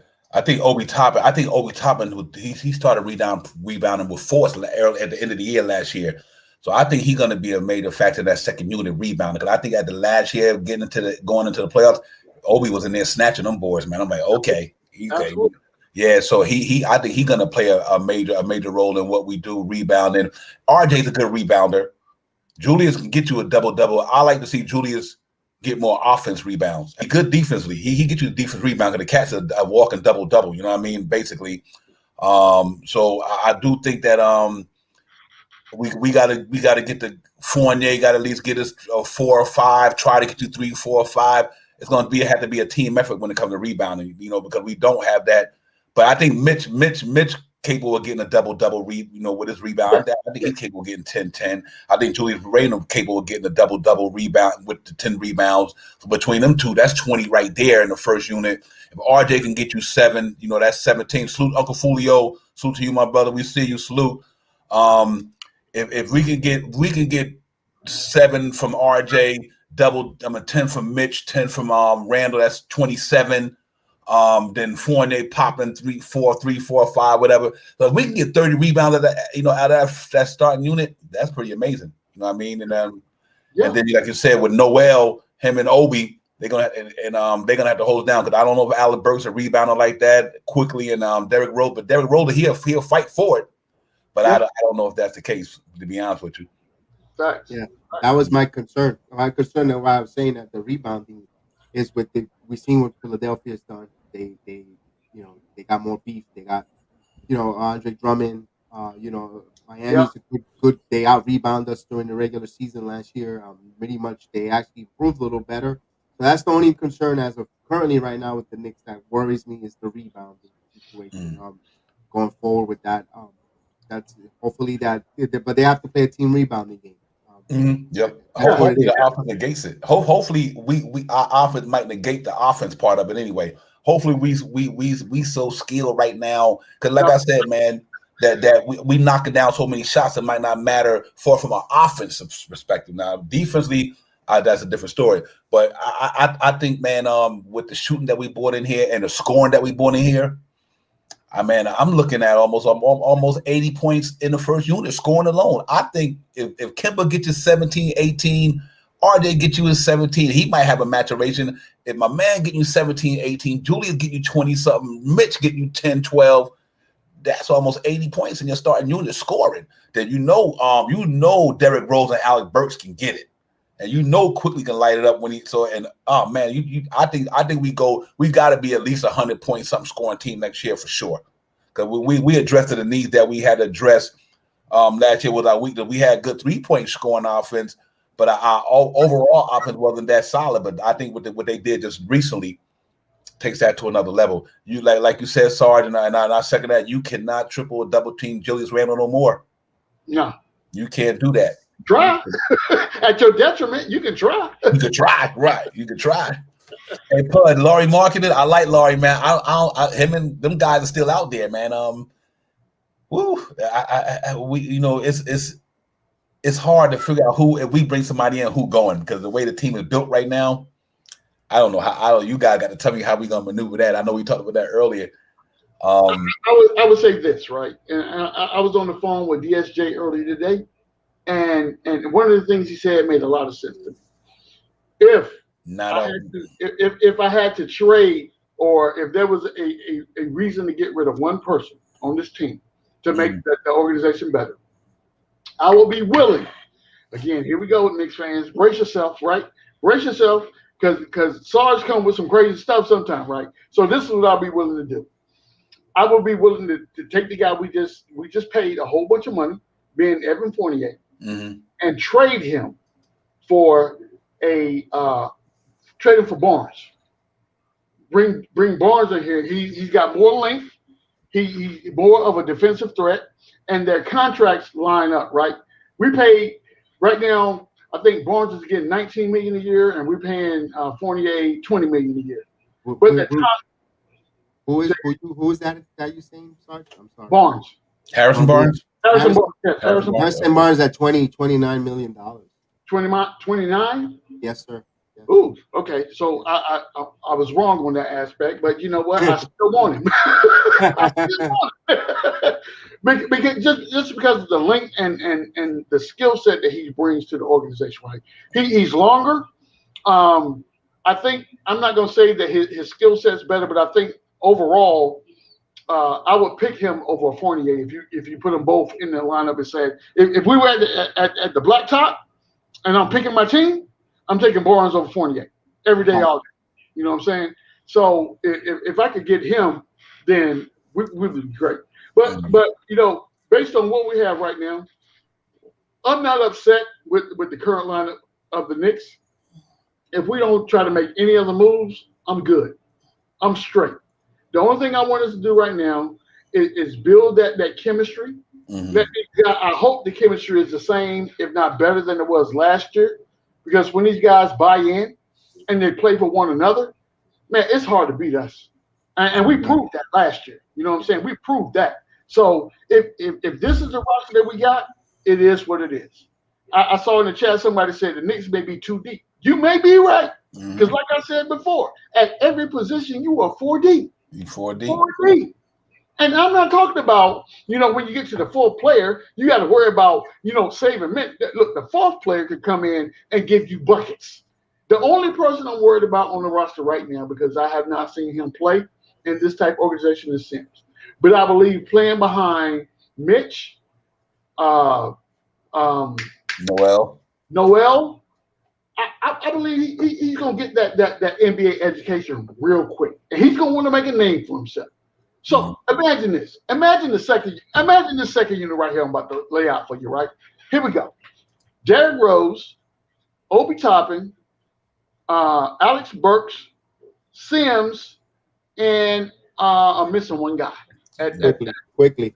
How did I miss quickly? Oh my, quick. I'm sorry. IQ. I'm sorry, brother. You know what I'm saying? It's a long day. I'm out here in Texas in this heat, and sometimes the old man get a little, you know what I'm saying. I'm used to that Florida weather, brother. I'm out here in El Paso. You know how hot it is out here? Oh my God, it's smoldering. And then I'm on a whole nother time zone. But that second unit, after the first unit that you just laid out, Divine, when they come in, boy, you ain't taking the boot off the opponent's neck. They can't rest. Yep. I will put that second unit up against anybody's second unit in the NBA, and dare you to try to beat us. Dare you. And know what's crazy too? That's not even counting Todd Gibson, Grimes, McBride. You know what I mean? It's like Jericho said. The Knicks is. I think what's impressed me the most is that starting five. You cannot double team Julius Randle no more. No, you can't do it. You pick your poison, because, like I said, it's not a team in the league. And I say this religiously at the one who got talent like the Knicks. Kemba Walker and Derrick Rose is talent. That is talent, bro. That's just not though. I understand. I get the line with balls and all these guys. 4-time All-Star, Derrick Rose, creme de la creme of the point guard in this league for a long time, and he's still getting buckets. Yes. Yeah. And RJ on a come up. You know what I mean? I just think that that's dangerous, man. And like I said, I love Reggie Bullock. Thank you for what he did for the Knicks. But I tell you now, Fournier, he ain't that dude that only stand in the corners. Fournier come down there and ram it on you. You know what I mean? Yes. He got handles. He got game. He just all around talented. I was watching some clips of him earlier. Y'all go look at that play when he dunked up Porzingis. He was doing his thing to the hole and threw it on. I'm like, Reggie Bullock is not doing that to nobody. No, not even on. Oh my God, man! And then on top of that, now Julius Randle don't have to pay no 38 minutes. Now, I think Obi Toppin's minutes go from 8 to maybe 12 to 16. You could play Randle now at 32 minutes if you want to. Because now you got enough firepower where you don't have to burn him out so much because you ain't got the weapons to put around him.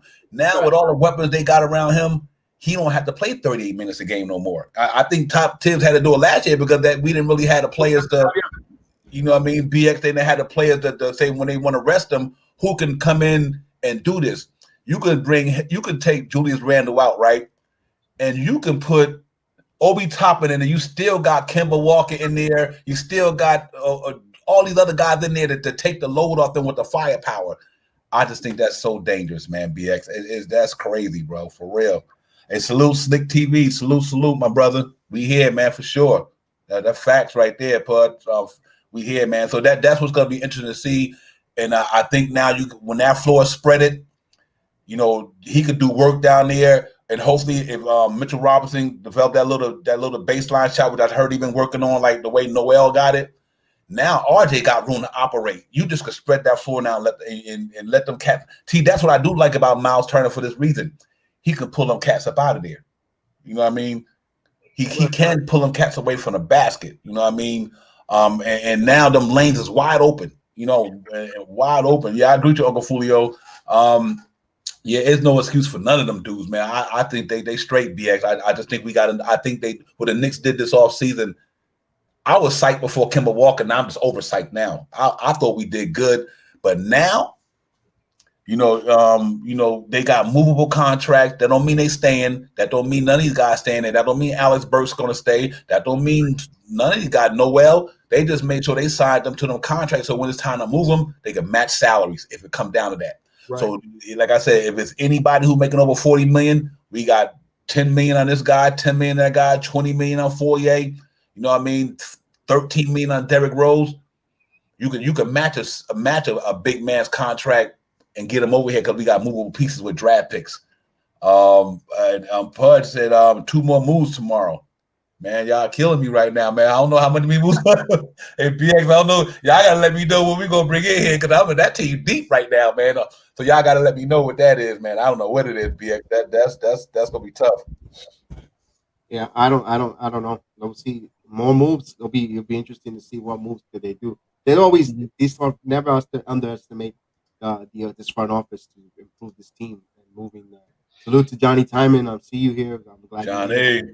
And we made a huge mistake not resigning our Lord for painting. That's a funny. We got the funny one there. Yeah, that was a good one. Thank you, sir. That was a good one. Yeah. Oh my God. Yeah. Oh my goodness. Great old Peyton. If there's anybody on this squad right now that I'm not going to say questions about or concerns about. I will echo what Uncle Julio said before. RJ Barrett this year, he's going to have to do his thing. He is going to have to do his thing. Because when you look if you ask a fan, who would you consider to be, if you had to pick a player on the Knicks right now, who would you consider to be the franchise for the Knicks? Franchise player? Yes. I mean, if you excluding Julius Randle, Include Julius Randle. Include Julius Randle. Yes. I think it's between him and RJ. And the reason why I say that, people got to remember, look what RJ did in his rookie year, look what he did in his second year. I mean, it's all a maturation. You know what I mean? I think he went from 14 points a game, shooting a real low percentage. In his second year, he jumped up 3, scored more, shot better from the free throw line, shot way better from the 3-point line. So you could tell his career is about ascending. You know what I mean? Absolutely. It's like his career is not. I think this year, even without the guys we grabbed, he was gonna get you 20 points a game. I think RJ was just coming on that level. I think 14 in the first year, and I like Clyde said. Clyde, like he said, he expect RJ next year 20 points a game. And so I think I do think he got that good.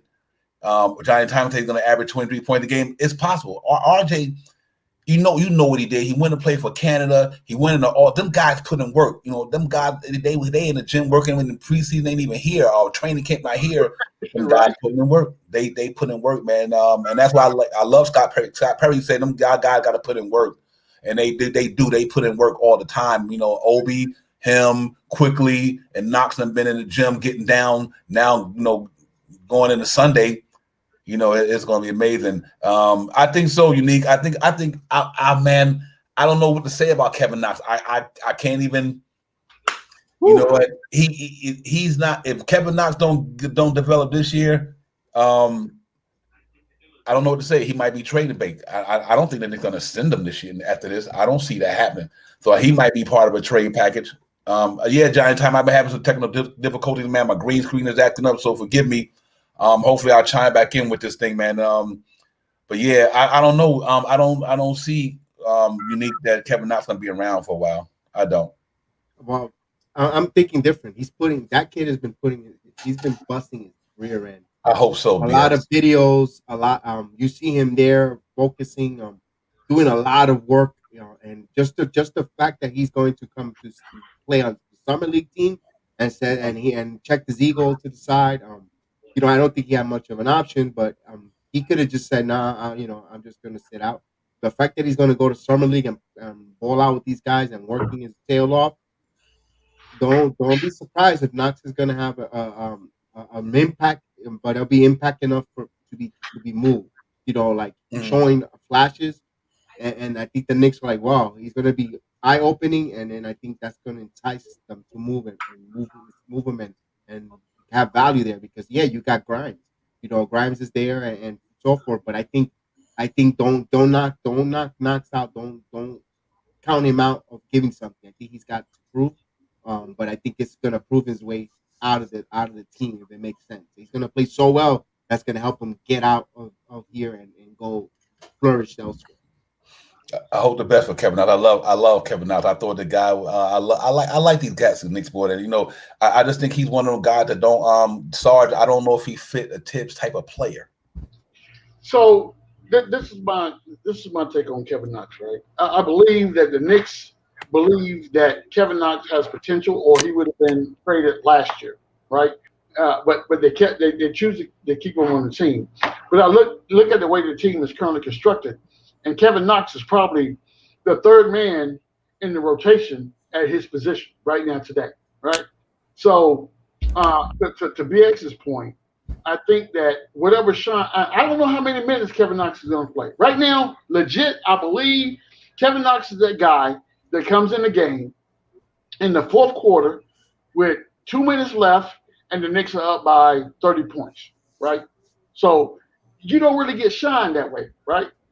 I think that Kevin Knox would thrive on another team in a different scheme where he's able to kind of do his thing. I think that as long, and I understand the need or the want to stay with the Knicks, but at some point you got to do what's best for your career, right? That's right. If I'm on last year, I was coming off, I was like deep at the end of the bench, right? This year, I'm the third man in my position. So that tells me right now, unless we're a big, I'm really not going to play. I mean, that's being factual, right?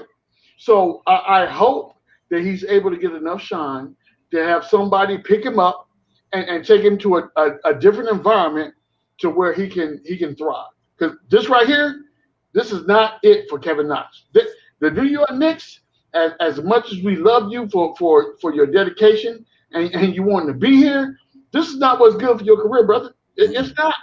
Not even almost. I'm telling you, not even almost. Because before you play, I promise you, the rookie's gonna play in front of you. Yep. I'm telling you. I'm telling you now. So I hope that you get enough shine for someone else to give you an opportunity to go ahead and elevate your career, brother. You know what I'm saying? That's me on Kevin Knox. Yeah, I that's why I like him going down to Orlando. A young rebuilding situation. He got a chance to compete with the talent down there, because I mean that spot down there is open. You know what I mean? Almost open. He could compete in that for that 3 or 4 down in Orlando. And, you got some Suggs down there, Cole Anthony. Let's say we obviously know Jonathan Isaac probably gonna do the 4. So if you throw Knox at the 3 with Jonathan Isaac, Cole Anthony, and Suggs, and they got Markel Fultz down there. He's from Tampa. He's right there. He might not be overwhelmed by the environment. I just think that he do need a change of scenery. I just think that New York is I think, I don't know if he failed New York or New York failed him. I don't know how to say it. I think what happened after his rookie year and they bought him Mook Morris and all them, that was it. I was like, oh my God, you know what I mean? When they bought in Mook Morris and bought in Bobby Portis, bought in all them cats, man, and I think that just put him on the back seat, man, and he haven't recovered from that. Now he in an assistant like Tibbs, where he specialized in toughness, being aggressive, playing D, going after everything, loose balls, and I still think he's gonna be all right in the league. I just don't know what's gonna be in New York, BX. I just don't know. Hey, real quick, salute to my man Lucky. Salute, thanks for chiming in, my brother Lucky. We see you. Hit that like and subscribe, Lucky. You in here with the family, man. Appreciate you coming on, being a part of it. For sure. And you're right, Pud. No pressure down there. You know what I mean? So yeah, it would be nice to. I hope he move on to have a good career somewhere else, man. Because he got a good shot. Yeah. He linky. When he go at it, I mean when he dunked on Ben Simmons, I'll never forget that. I'm like, man, if you do that on a regular, brother, we got a good player down here in New York. You know what I mean? So we had to see how it go, man. But right now, the way deep as this team is, a deep team. They deep. So if he's not in that 10 slot, he's not in that 5-star and the 5 bench players, then that means him, Todd Gibson, like I said, man, them guys is not gonna be able to get too much burn. Luka Valdoza, all them guys, man. Yep. Yep. Yeah, Yeah, but I'm excited. I'm I excited don't about think it. Knox don't fit in Orlando. Orlando has too many wings players. Remember, Yeah, you think so? I already looked through that up and down with the Magic's roster and all that. They got, remember, they got Terrence Ross, they got RJ Hampton. They got a plethora of Marquise Folks. They got a lot of wings. That the one at Knox, if anywhere he's gonna go, is gonna be to a Western Conference team or even Toronto type of move. Just to move him around there. But I understand what you mean with Orlando to back home. He's not gonna be on this team. I think they're gonna find a home for him. I think they're going to do him the solid because I think he's going to play so well in summer league that I think Mhm. there's going to be some type of team that's going to intrigue and want to take on Kevin Knox. I think he's going to. I look for him. I think because he looks like he's been busting his rear end, and I think he's gonna find a good home soon. Yeah. You know what made me bring up another reason? BS that made me bring up Orlando because a lot of them guys that when you talk about Orlando, they don't have size. I mean, they like Terrence Ross and them guys is like 6'5", 6'4", and that's the reason why I thought Knox would be good down there because Knox is like 6'8", 6'9", and with a long wingspan. You know what I mean? And I think Jonathan Isaac is about the tallest dude down there almost. You know what I mean? So, but yeah, I agree with you. I can see him going out there, and I just thought he might got a chance to compete. You know, because you could if you play well enough, they're gonna let you play. So that's why I picked Atlanta because he do got a chance to compete against the guys that's down there. You know what I mean? It's not like he going to a team that got veterans who he got to try to move out. You know what I mean? Right. He got guys who he can go. Let me go mano with these guys. Salute my man Jonathan. Salute my brother. But yeah, I agree with you. Right? If he had to move out somewhere else, he will. But that's not a bad problem to have. But I think right now, I think his time is done in New York. I think it's over, Sarge. It's a wrap.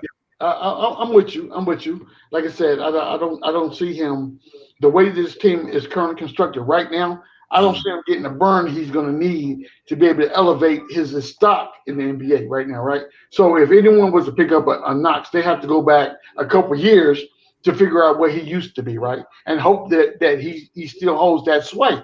So the only thing I can say about Kevin Knox is this. Thank you for coming out. God bless. And good night. Good night. yeah, facts. I don't see Richie Sexton coming to the Knicks no more. Now with Kemba Walker. No. That ship is sailed. Yeah. So yeah, that's what I'm trying to figure out. Chat and everybody out there who chiming in, man. Salute to everybody watching the show, man. We appreciate y'all coming in. And but you know what? Now if we do bring somebody in, like it's got to be the Alex Burks in them. I just don't know who. Like if you bring in a Oubre or whoever you bring in, I don't think they're gonna let Obi Toppin just get up out of here. I think they see something in that young man with his size and his athleticism, and that cat can run the floor. He can shoot the ball. You know, I think he's the best yet to come for him. So do you move? The only person I can see is Alex Burks and Noel. That's it. Alex Burks and Noel. You're trying to get rid of them contracts. That's what you're doing. At this point, that's what you're doing. So again, if there are moves out there to be made, right? Go by all means. If you think this is going to improve the team, go make those moves. But this is one thing that will not happen. If I open up my Twitter feed tomorrow and somebody says we are dangling the carrot out there about trading Obi Toppin, I'm going to leave. Legit. I'm going to leave El Paso, Texas. Catch the first thing smoking to New York. I'm going to get off in LaGuardia.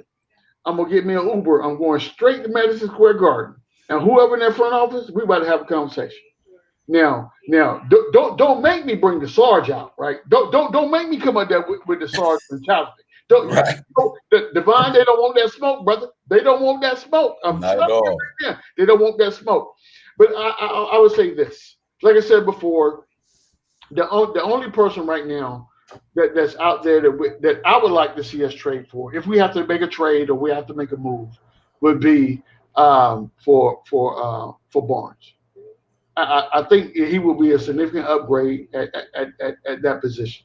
It's just my opinion. But quite frankly, I'm content with the roster we got right now. You know what I'm saying? I'm good. Yeah, me too. I'm good. If we don't make another move I'm straight. I don't. Absolutely. The only thing I need Absolutely. for us to do right now is get in the gym and start going to work. That's all. Mhm. That's all I need to say. But Yep. I'm good if we don't make no more moves. Yeah, hey, BX. What I like what we did, we also kept the continuity there. You know what I mean? It's not like it's not like we going into the training camp with a whole lot of different players. We just Right. we got Evan Fournier and excuse me, Kemba Walker in the starting unit. The bench is the same bench that was there last year. Yeah.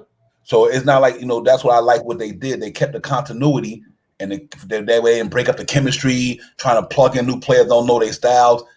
All them players that's playing in the second unit know how they get down. They know how each other get down. It's not going to be well, I got to learn this guy, I got to learn that guy. And I think that's so point. So Savvy D, salute my man Savvy in the building. What up, Sav? Long time, my brother. Salute. But yeah, I think with what they did, they kept that continuity. So, in that second unit, we know they played together all last year pretty much. The starting unit, other than Kemba and Fournier, once that's going to be the main thing they got to get together there. But I think that it'll work itself out for sure. So BX, I think that's not going to be an issue going into training camp. No, because I think that's one of the purpose reason that Leon Rose and the organization wanted. That's why they quickly brought back like Bird and they kept that second unit because they knew that in the playoffs, that's when they took Rose out of that second unit, the second unit wasn't the same. So they know that was a strength of the New York Knicks is their second unit, that cohesiveness, the way they played, the way that dynamic that they brought. So they kept it together, and I liked it because they kept it together. Now they added now to the staying upgraded in the starters with Kemba or and Fournier, or if they put Rose in this, or maybe Kemba might come off the bench. Who knows? We don't know what they promised. Also, Derrick Rose, if they say come back here. I know you want to go home to Chicago, but if we give you this money and we'll give you the starting point guard job, maybe that's what they told him. We don't know. We don't know they haven't mentioned that named who's the starting point guard yet. If Derrick Rose, maybe Derrick Rose said, "I play well, man. I want to be the starter," and then that, who knows? It wouldn't surprise me either. Or that way, if they make Kemba comes off the bench and Derrick becomes the starter on that. But the point is that there is some continuity on there with the second unit, and they're going to start running these teams out. I was saying earlier, Sarge, now that you look around the league, Miami's older. Miami's a 30-year-old team. They're very good. Don't get me wrong, but if you have to take your athleticism at the youth and attack them Yeah. in the second unit. The same thing, with Philadelphia. Even though they attack them, running gun. The only team that might be giving us a little fits is Atlanta because they're young as well as the Knicks, and also with Sharif Cooper at the point guard, backing up Trey Young. That's going to be impactful. They also brought back John Collins. They made a few minor tweaking there, and that's the only one team that we have to keep an eye on. That's going to be a problem for the Knicks going forward. But other than that, they need to impose that will with their back with their second unit and just start attacking and doing what we saw they did, what made them successful last season. In my opinion. Absolutely. Real quick, Hey, Unique. I think they're going to sign Bill. Unique. I think Bill stays in. If they don't, which I think they're going to want to extend him. That's what they're doing. If not, he gonna go out to Golden State somewhere for sure. Yeah, I think that would be his move. But yeah, you know what? I think Kemba Walker, man, like I said, 43 games last year. The cat put up 19 a game, 4.3 assists or rebounds, some of that nature. I mean, the cat still got game. You know what I mean? I'm sorry, he still got game, and it's not a bad problem to have. But I know the only reason I penciled him in the starting unit because, like you guys said, the chemistry that Derrick Rose got with Quickly and Obi and them. That's the reason why I penciled Kemba Walker in the starting lineup because I think the chemistry between Derrick Rose, Quickly, and Obi and Alex Burks and them, that's gonna be fire, bro. Because you got two veteran scorers in the second unit with Derrick Rose and Alex Burks for now, anyway. Two veteran scorers, and you got Quickly and Obi, who's young, that's on a come up. You know what I mean? And they don't have the pressure, having to worry about the score because you got guys like Alex Burks and Derrick Rose taking the pressure off them. So I do think that, and I think Kemba. Man, I could see him running with RJ and them. I think he either way. It's not a bad situation either way. It's just not a. I don't think one should start over the other because one's better than the other. I just think that it don't matter to me. But I do think Sarge that Derrick Rose just fits well with the second unit, like, for sure. I agree, and I think that to your point, I think that the way that the starting point guard position is going to work out is who has the better chemistry with the people that's on the floor, right? The guy, because sometimes when you play ball, right? If I'm playing ball with Divine, me and Divine been playing ball together for years, right? And BX comes in, and I'm gonna give BX some shine, right? But I know for a fact that when Divine is in the post, I know when he wants to oop, right? So when I'm coming down the court and I'm doing my hot sauce thing, for those of y'all don't know who hot sauce is, I'm gonna need you to go Google him, right? Go street ball, hot sauce. When I'm coming down with my hot sauce thing and I see Divine flashing, I'm like, whoop, there we go. And here we go. Bam! You know what I'm saying? That's what it comes down to. Chemistry at the end of the day. This is what we're not talking about right now. The thing that we're not talking about right now, I get the Kimber thing and I get the Rose thing. But guys, this is what I'm gonna tell you right now. The unspoken thing right now is Luka Vildoza. Luka Vildoza could come in here and shock the world and be playing behind Kimber. You know what I'm saying? So you got Kimber Walker starting, Luka Vildoza filling that void in between, and then Derrick Rose with the second unit. Oh my God. Stop playing with me right now, ladies and gentlemen. Well, y'all better stop playing with me right now. You don't understand how I'm feeling right now. You don't get what I'm telling you right now. I'm telling you that right there is fire. Fire, because Luka is that guy that's the pivot person, right? He's the pivot person. You got Kimber out there doing his thing with the starting five. They out there, they running, and Tom got to sub somebody sometime. So we don't know if we get the Kimber Walker of old or the Kimber Walker recovering from whatever injuries he's coming back from. We don't know which Kimber we're gonna get. Now, if we get the Kimber Walker of oh my God, shut the front door. Boy, look at here, because it's gonna be over. It's gonna be over at that point. But if we get the Kimber that's still kind of trying to slowly recover from whatever his injuries were and coming back, then Luka will play a bigger role in that aspect, right? So Kimber comes out, he starts 10 minutes. Got it. Bam. Now, then we bring, I can see Reverend Divine, BX Jedi, and Hey, Uncle Fulio, I got game, bro. I'm trying to tell you, I got game. Don't get it twisted. I'm nice with mine. Hey, Uncle Fulio, I'm nice with mine. I'll give you the business, bro. Out of control.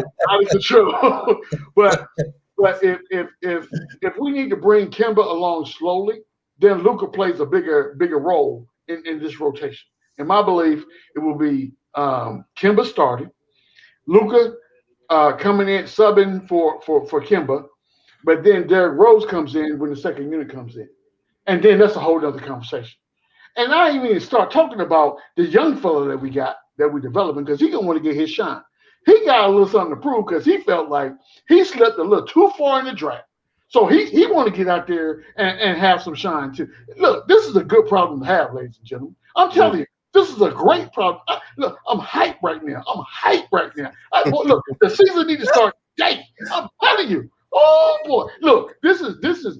I'll be the first person to say, because Divine and I were on the show the other day, on BX's show the other day, and I was doom and gloom, boy. I'm gloom, despair, and agony on me. That was me. I'm like, look, these people ain't done nothing right. I don't know what we're doing, where we're going. Today, oh, that's a whole different story. How much difference does 24 hours make? You know what I'm saying? This is the real Knicks fans. If you are not excited right now, you must be lethargic. I'm telling you right now. If you're not excited right now, you must be comatose. Get the energy, ladies, get the energy up. But if you ain't as hype as me right now, oh my God, something wrong. So Divine, talk to him, brother. Talk to him. Hey, Sim, salute. Oh, Sam, you still got the 3-on-3 game? Salute to my brother, man. Salute to the Power Father. Thank you for coming in, my brother. I'm part of that 3-on-3. Let's make it happen. Let's make it happen. Let's do it. Let's make it happen. That's what I'm saying. What? Hey, Sim. Hey, I still got some game. I'm trying to tell these young boys I'll make it happen for real. Hey, listen. I'll be on the team, right? But don't pick me unless you have no other options, because I'm gonna give you a good, strong, solid, probably 30 seconds, and after that, I ain't got nothing else for you. I ain't got nothing else for you after that. Hey, we'll let you have Frank minutes. Yeah. I need a garbage minute. I need a garbage Hey, minute. real quick, man. I gotta pay homage salute to my brother. So Slim, what's going on, man? Chilling, man. You the hardest working man in the business, bro. I'm trying to tell you. Appreciate that. But hey, man, it's all good, man. Thanks for coming on the show, and it is up. awesome to see you, my man, for sure. You know, the past month for me, man, has been crazy. I haven't been able to really get around. You know, I barely was able to do my show. You know what I'm saying? So I would try to listen in when I could, but the past month was just crazy for me. So I'm glad I'm able to have a little bit of time to try to get around and just chop it up with people, chop it up a little bit. You know what I mean? So yeah, just wanted to stop through and say what's up, man. So what do you think about the moves? Talk to me, man. I'm ecstatic myself, bro. I'm like, what do you think, though? I'm super excited. I mean, obviously, you know, Kemba Walker, man. I mean, we needed a point guard. Yes. You know what I mean? And everybody was wondering, all right, well, we're gonna get a point guard. Kyle Lowry came off the board quick. Lonzo Ball came off the board, the board quick. Yep. The Knicks were, you know, thinking of, obviously CP3 re-signed with Phoenix. Right. I mean, and now all of a sudden people are, okay, what are we gonna do? We're gonna go get Colin Sexton? Are we looking at Dennis Schroeder? And then all of a sudden, boom. You know, and you know what? I think earlier, before the offseason even started, there were questions about whether or not OKC would buy out Kemba Walker. And most people, including myself, was like, no, not this year, maybe next year. Right. Right? But somehow, some way, you know, maybe they just wanted to do him right. Maybe he just said, listen, I don't know how much was left on his contract, but maybe he was just like, yo, I'll take $10 million off of the entire thing, or $15 million. Right. Just get me out. I don't want to say get me out of here. Just let me go where I want to go. doing so I can go where I want to go. Right. You know what I mean? Right. And let's not forget that the Knicks have, I forgot the guy's name. I can't think of his name now, but somebody in the front office who worked for OKC in like 2020, right? Yeah, I think it was Klein. Was it Klein? I think his name. But I think it might have been a Scout Klein. I think it was something like that. So maybe that connection paid off. You know what I mean? Yep. Maybe that connection paid off. And I mean, I'm ecstatic. I'm ecstatic because obviously we know about the injury history. Right. You got Rose, you got Kemba, and if Tom Thibodeau does the right thing and plays them the minutes that they need to play and doesn't overplay them, hopefully they can stay healthy. Obviously, everything's not going to be on Thibodeau. It's going to be, their body is going to do what their body's going to do. But if both those guys can stay healthy for majority of the season, I mean, you got a dynamic. Both of those guys can play at an all-star level. Serious. So now you talking about you got Kemba, and then you come off the bench with Rose. That's tough for point guards to deal with. Yeah, I don't know if it's a team in the league that has a 1-2 like that. I mean, I've been looking around like, who in the league got a guy who can do what they do, and a guy coming behind who can do the same thing he do, and with the same experience. And I am ecstatic for the Knicks, man. I just think that starting five, and you pencil Kemba Walker in there with him, Fournier, and RJ, Randall, and let's hypothetically right now say Mitch. I mean, you cannot worry about double teaming Julius Randle too much no more. And I'm a Reggie Bullock guy, but I think Fournier gives us something that Reggie Bullock can't give us neither, especially on the offense end where he can put the ball on the floor. I mean, he's not just out to stand up, shoot in the corner. This cat can put the ball on the floor and bring it to the middle. And him and Kemba, man, I just think that's going to be special. You almost put, to me, his 17, 18 a game, Kemba's 17, 18 a game. That's 36 or 37 points a game from them two guys replacing Elfrid Payton's 10. No knock on Elfrid Payton, but he's not Kemba Walker. You know what I mean? So to take Elfrid Payton's 10 points and Reggie Bullock's 10 points, 20 points compared to Fournier and Kemba Walker to add it with RJ's 17, 18, and Randall's 20-something, that's a lot of firepower, man. That's pretty awesome right there, BX. For sure. And with Fournier, just what he brings to the game. I hate, some people were disappointed with Fournier. I wasn't disappointed with Fournier. You know what I mean? Because he brings something. obviously that Reggie Bullock doesn't. He doesn't play defense like Reggie Bullock did.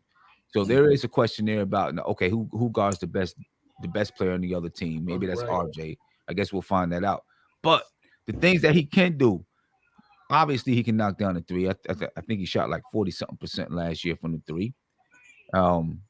His ability to come off screens and shoot. He also has the ability to put the ball on the floor and create his own shot, Facts. which Reggie Bullock could not do. You know, Right. I mean, this guy can have the ball out on a three, out at three, take one dribble sidestep and pull it up. Reggie Bullock couldn't do that. Mm-hmm. You know what I mean? So I think, and he's just more of a presence. He understands how to. I think he has a higher basketball IQ than Reggie Bullock. And I'm not dissing Reggie Bullock. I just think he has a higher basketball IQ. Right, right. So I think he adds a different dimension to the game, and it's going to allow, hopefully, it's going to allow Tom Thibodeau to open up that playbook a little bit more and not have to be so tight with the playbook and add other dimensions to the offensive side of the floor. Now we'll get to see if Tom Thibodeau has that type of offensive regimen in his playbook. Where he can open it up and we can see, the offense isn't so predictable. And then now you got Kemba Walker, who's a perfect Tom Thibodeau type of point guard. He's a bulldog type of a point guard that can play tough nose. He can play defense. He can play tough on offense. He can shoot the three. He can get to the cup. And when you look at us in the playoffs, what was it that we were missing? We were missing a shot creator. Right. Facts. A shot creator, a guy that can say, all right, you know what? Just clear out, get out the way and let me go. You know what I'm saying? We have healthy Kemba Walker.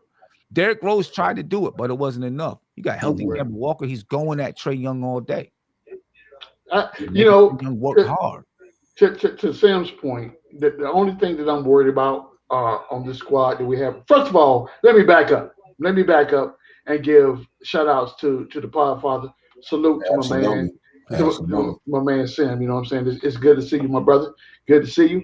I echo the sentiments that the thing that bothers me this season coming up is if Tom Thibodeau could actually, I guess, use the talent that's on the roster to its fullest potential. What I don't want to see him do is try to do what he did last year with this talent that we have this year. That would be you hustling backwards in that aspect. You know what I'm saying? Let these guys get out here, take advantage of their athleticism and what they can bring to the table. Because to Divine's point, if you think for 1 second that you can get on the court and double team Julius Randle this year, please do. Please do. Please. It's hard to do, bro. Not with all those shooters. Please do. Go right ahead and make it happen.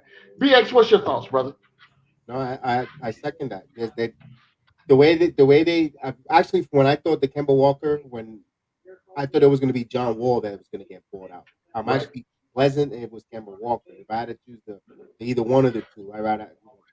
If the kid is coming back home to the Bronx, Bronx born, I think that's going to motivate him, and I think I think with the best is going to be, we're going to see the best of Kemba Walker with this team. Like we said with Thibodeau, I think they're going to put him in the right position all around to run that offense and be creative, and I think it's going to open up the offense. I've seen Evan Fournier play down here in Orlando a lot, and he does. He has a reputation of being a good defender because he had guys with size that will if this man passed him, that would be intimidating. Remember he had Aaron Gordon, he had Vucevic, and I think he's gonna be impressively better on the Thibodeau defensively with Fournier, and I think it's gonna be another dynamic with the team. I think it's gonna spread the floor, and I think Julius Randle doesn't have to be that. Has to carry that monster load on his shoulders, right? And I think it's gonna show down the fourth quarter. He's gonna be more fresher, more aggressive, and I think it's just all in all, it's a positivity all around that they brought all these players and these shooters around them. I'm excited with that, and I think it's all, and especially the second unit. Like I always said, the second unit is coming back all together, and they're just gonna start running and gunning the teams. I was mentioning earlier since that. We got to use our athleticism in our second unit because Miami is an older 30-year-old team, especially, when we sub out, we just got to continue running and continue to attack and continue trying to run them out of the gym, even though they're going to be a good defensive team as well. But they're older. Right. They're older, and we just got to continue using our strength. And I think Thibodeau is going to show us why he was coach of the year again. I think I don't know. I have a good feeling with them. I think they're going to be really good again this year, despite the fact claiming that we don't have a superstar on the team. But they just play a team defense again, and I'm happy with it. Yeah, I agree. It's Sim. I think overall we got better offensively. I'm willing to take a little bit step back on defense to give us some more offense because we had to let our offense catch up to our defense. You know what I mean? So even if we might lose a step on the defense, but we gained a lot on the offense. I mean, you literally got guys in that first unit. They all can get buckets. You know what I mean? And I think that bodes well. In the second unit, they stayed intact. That same commodity, that same chemistry is there. You still got I think Derrick Rose to be the backup point guard. You still got quickly Alex Burks. Now Obi, I think he's gonna have I think his second year is gonna be better. Now he got a training camp coming up. He got summer league. He had a year off, a season off, excuse me, to kind of get himself back to where he probably wanted to be when he came in here. So I do think they got enough firepower, and what they did in the draft to me, that was some of the strongest will and dealing I ever seen, bro. And I meant to be able to get. I didn't think we were going to draft 4 players. We still drafted 4 players, saved $2.7 million, and we got 2 picks. I just didn't. I mean, you got to give Brock all of them cats they credit. They willed and dealed, and that 3.7 million. They use that to help to get us Kemba Walker here, basically. You know what I mean? 'Cause, yeah, it helped us get Kemba Walker. And what do you think what they gonna do with Valdoza, man? You think he's gonna be able to crack this thing or what? I don't know if he's going to be able to crack the lineup. To be honest with you, I agree. I think that I think he's going to he's going to be a good practice player. You know what I mean? Okay. A guy that can excuse me, my microphone. A guy that can work your starting players in practice, and then be there as an insurance policy. But he could also be a trade chip sometime in the future. You know what I'm saying? Yep. His $3 million is non-guaranteed. Non-guaranteed for this year, and then non-guaranteed for the next 2 years. I mean, if the Knicks right now, if they wanted to free up some more money, they could waive them, free up $3 more million, right? I think maybe I don't know how much they have left right now, cap. Maybe they still have a few million left. They could free up some more money to be able to sign another player if they wanted to. I don't foresee him, not with McBride being here, and I think McBride is going to I don't want to say shock some people, but show some people some things, and maybe show that he belongs to play. Vildoza might be, like B Civilized is saying, he might be trade bait. He may not be here for that long. Yeah, I see that. The Knicks they deep there. Sarge and BX, they deep there. But real quick, let me shoot to the Baba Bowie, B Civilized, Josh, Uncle Fulio, everybody in the chat. Salute to y'all, man. Salute to everybody watching the show, man. We got the Power Father in the building. We got Bronx Sports Jedi. We got Sarge, man, and we just here. Knicks look good to me. I'm excited about what we got going on. And I think the best is yet to come. And I still think, like I said earlier, because of what they did with the Noel contract, instead of being 3 years, they 2 years with a team option. I mean, I think they just set up well. If somebody decide they want to go chase a star who might want to come to New York, they got tradable contracts now. They movable. I mean, they're real movable for sure. So I do think that you got to watch out because now you still got guys out there. Kelly Oubre still out there. You still got Laurie Marketing still out there. You got Dennis Schroeder still out there. I mean, I don't know. And me and the guy were talking about it earlier. If one of these guys you want to bring somebody else in, who do you move out? That's what's interesting to me. Who are you going to move out on this team if you want to bring somebody in that's not signed yet? And it would be interesting to see. But right now, I like where we at, man. I do see a 52 team winning team right now because I think we just upgraded financially with what we brought in here. So hopefully the season panned out well. And then Sunday we get to see some of the young cats like Grimes and them cats get down to Summer League Sunday. See what Valdoza and them. But yeah, I was hyped. I was on the Valdoza bandwagon from his skill set. I mean, the cat he can pass the ball. He got step back game, but I guess it's different when you're playing against the NBA competition. But But when they bought in Kimba, man, I was like, the ship about to sail already. So BX, I don't know, man. I don't know if Valdo's gonna. I don't know. We got to see, man. What do you think about that? If there's a player that they want to get him here, I can see those $3 million goodbye. They can let him waive him and let him go there. Let me ask the question: do you think they're going to add any more talent to the team? I'll ask the panel. Sim, you think they'll add more, or you think this is it? I think they'll pay attention and see what happens out there. Obviously, Kawhi Leonard is still a free agent, right? And so they'll probably monitor that and see what goes on. But I think for the most part, they're gonna sit. They're gonna hang tight. You know what I mean? At this point right here, with what they did, everybody else on it, all of the players are looking and saying, okay, for the most part, we stood pat. Elfrid Payton gone. We upgraded from Elfrid Payton. Reggie Bullock. I kind of thought Reggie Bullock was going to be back and maybe come off the bench, right? But they decided to go with Alec Burks. I guess they did have a conversation with Reggie Bullock, but they couldn't come to terms. He wanted more money than they were willing to spend, so they spent that money on Alec Burks. Alec Burks. Yeah. But for the most part, you got the same squad. So I think at this point, you look at the squad, they got 15 players on the roster. If you go out and you sign a Kelly Oubre, now essentially you're saying either Emmanuel Quickly or Alec Burks is going to sit. Yeah. Right. You know what I'm saying? And that's the group that second five has chemistry. That's the same second five as last season. You might as well let them rock. You might as well let them rock. So I think you just go ahead with what you have right now and rock with it, unless something happens where you're gonna sign a major star. Then of course, you shake things up. But right now, I think you just go ahead and rock with what you got. What do you think, Sarge? I agree 110%. I mean, if we don't do anything else for the rest of the offseason, I'm good. I'm good with where we are right now. To Sam's point, at some point in this whole offseason thing after the championship, people talked about running back. I'm like, no, please don't, no, please. But, I'm good. I'm at peace right now. And it took a long time for me to get to this place in my life with my Knicks, but I'm good with where we are right now. We've upgraded at a couple key positions, right? Point guard was my most concern in everything else that went on, right? But we are so deep at the point guard position right now. It's insane.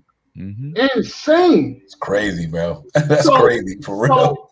So, I did not at all. And I will be honest. I did not even for 1 second imagine Kemba Walker being a New York Knicks. I didn't. That was not in the cards. At best, the best that I was hoping for at the point of where I saw guards falling and who was available, I was okay with at some point I'm gonna turn the TV on, I'm gonna put my Twitter feed up, and somebody's gonna tell me we just signed Dennis Schroeder. And I was gonna have to be okay with that. But that's not what happened. What happened was I turned my Twitter feed on and we got Kemba Walker. Yeah. So again, it's all about this. Which Kemba Walker are we getting? Right? If we're getting the Kemba Walker of old, it's all good. Even if we get the Kemba Walker that's still recovering, it's okay. Why? Because we have depth. We can allow him to get through whatever he's got going on. This is what I'm telling you. Book this. Let me see. 2 hours and 8 minutes and 18 seconds into the show. Book this, right? Luka Valdoza will be an impactful player for the New York Knicks this season. Book it. Book it. Y'all heard Sarge call that. I'm telling you. Y'all heard Sarge put that out there. I'm telling you right now. Book it. Book it. No, Sarge. Sam, his impact may be bringing in another player. Oh, okay. I can get with that, but this is what I believe. This is what I believe. And I said this last season when we were trying to get him here. he had to do the buyout. Then there was the COVID thing. Then there was the wait and all that. So he never got to hit the floor. I believe this. This is what I believe. I believe that young man has a skill set that the Knicks need.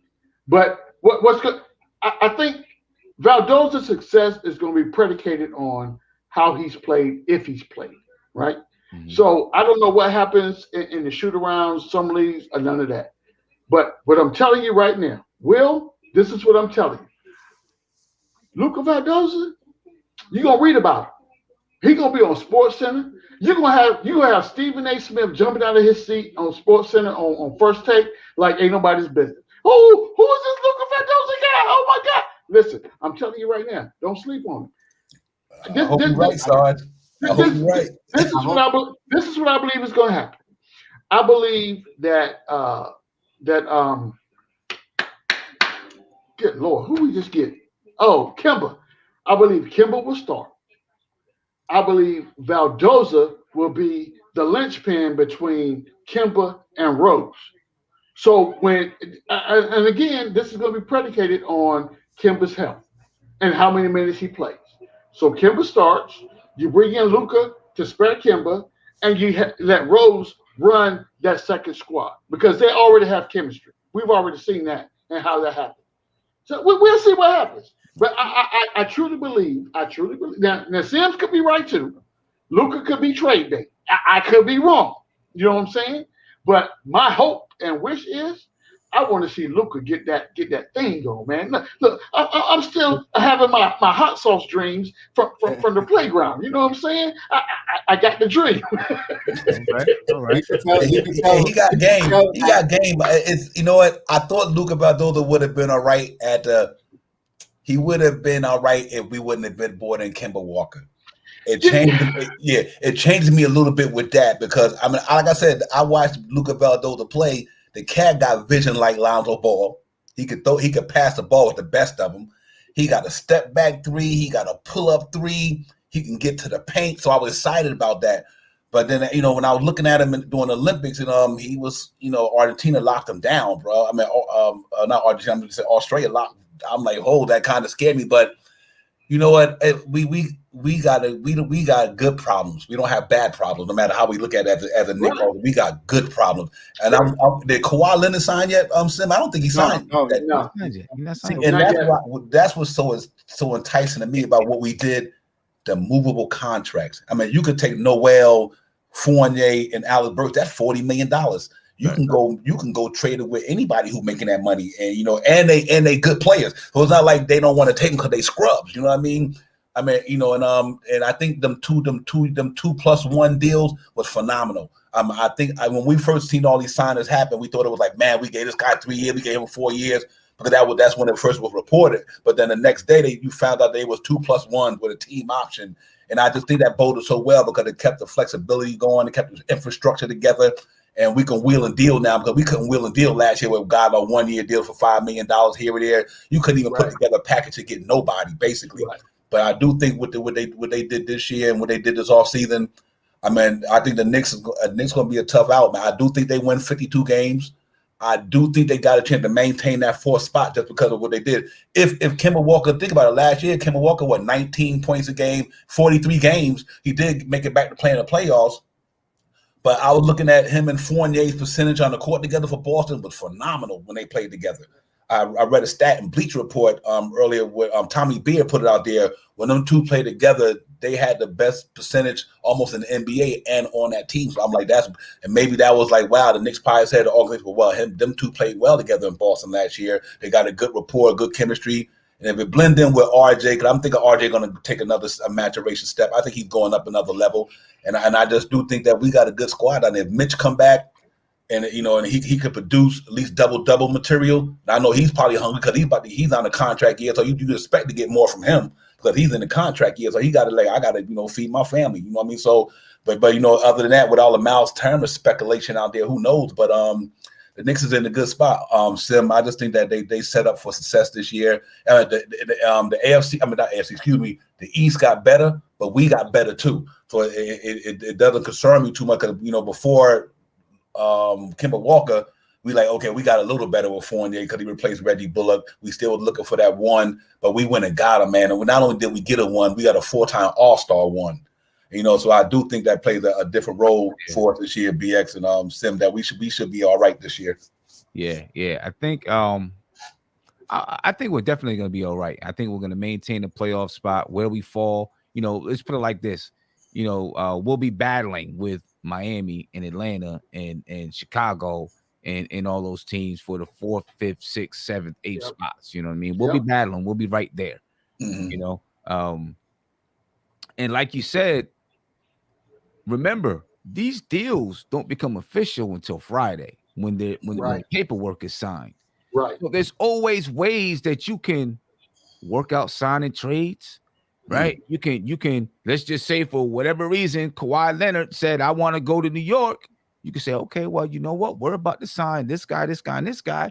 Let's get them signed and then ship them off and trade them. Like, there's always ways that you can, you know, still work it because these deals aren't final yet. Remember what happened a couple years ago with Marcus Morris? He was going to sign with San Antonio. Happened. He ended up signing with the Knicks for $15 million. You know what I'm saying?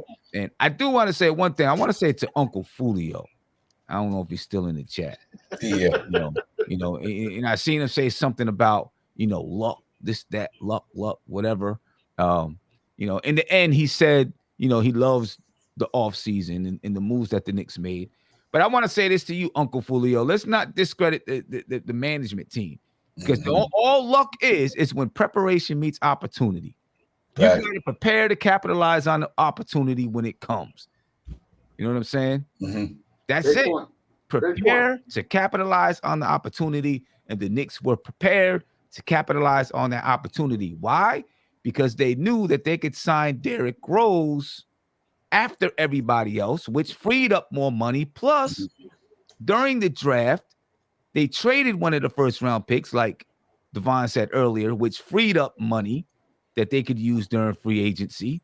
So, yes, preparation meets opportunity. Kemba Walker exemplifies that right now.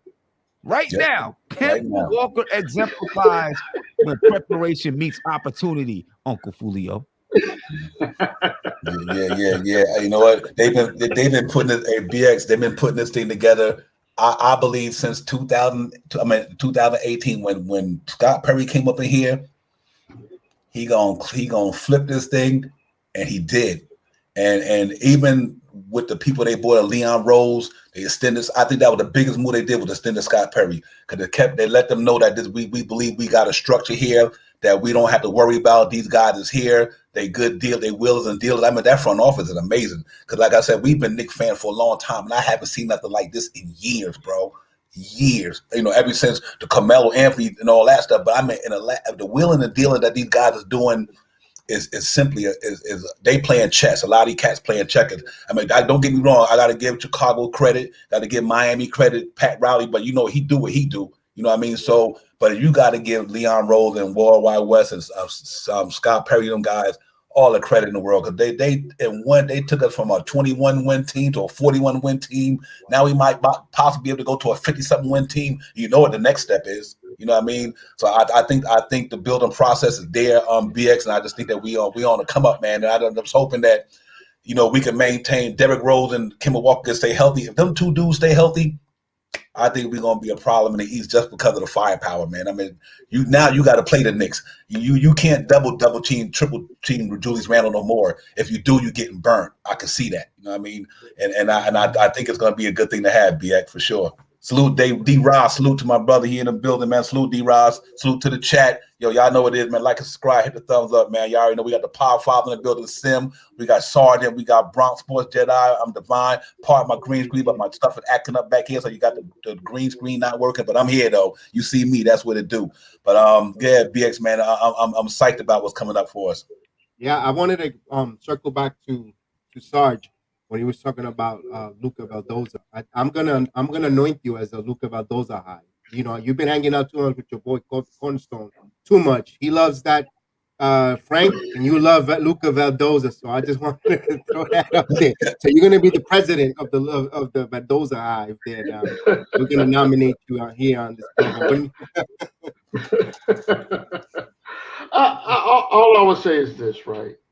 All I want is what's best for the New York Knicks at the end of the day, as we all do, right? But I think that as Knicks fans, what I don't want us to do, I'm not going to say be fair weather fans, but what I will say is this: give an individual a chance. This dude has not stepped on an NBA court yet. Today, as of today, he has never been on an NBA court. So we don't know what he's going to be.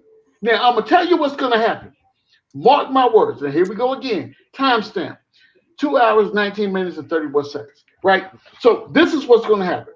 If Valdoza ends up being that guy, then all of a sudden, everybody's coming out of the closet. Oh, I said this about Valdoza. I said that about Valdoza. I'm going to be like, no, you didn't. No, you didn't. And I can prove it. No, you didn't. And this is what you said. And you can't be. But listen, if Valdoza ends up being a special piece for the Knicks, I'm happy.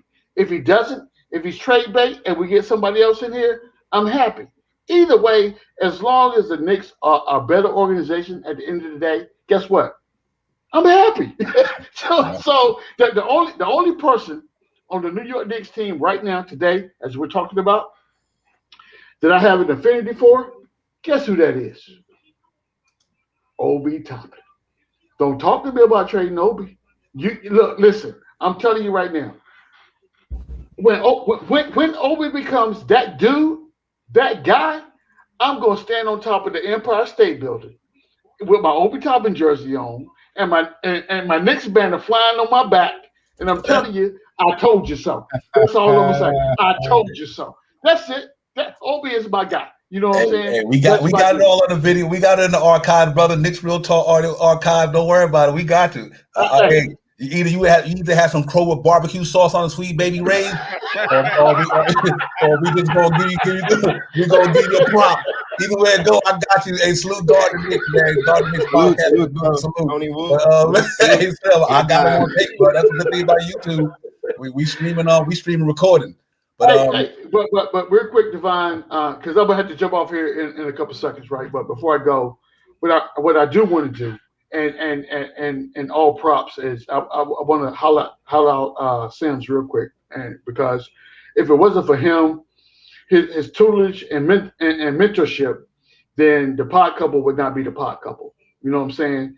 That dude has given me so much information, and him not even knowing, just me watching him and watch how he flows, how he conducts business. You know, the interaction between him, the people on the pod, the people in the chat, the people on calls, all that. If you watch, you can pick up a lot. If you be quiet, hush, listen, and watch, you pick up a lot. I'm telling you. So Sam, I tell you, brother, thank you from the bottom of my heart. You know what I'm saying? Let me second that, man.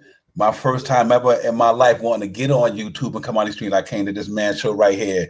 And that's why I say he's a brother to me always. I know I'm not on there because I'm doing my thing now, but man, it's not because it's just, you know me, I can't be all over the place. I got too many things in life going on at my age, but let's just be real talk. That's the reason why we call him the Podfather.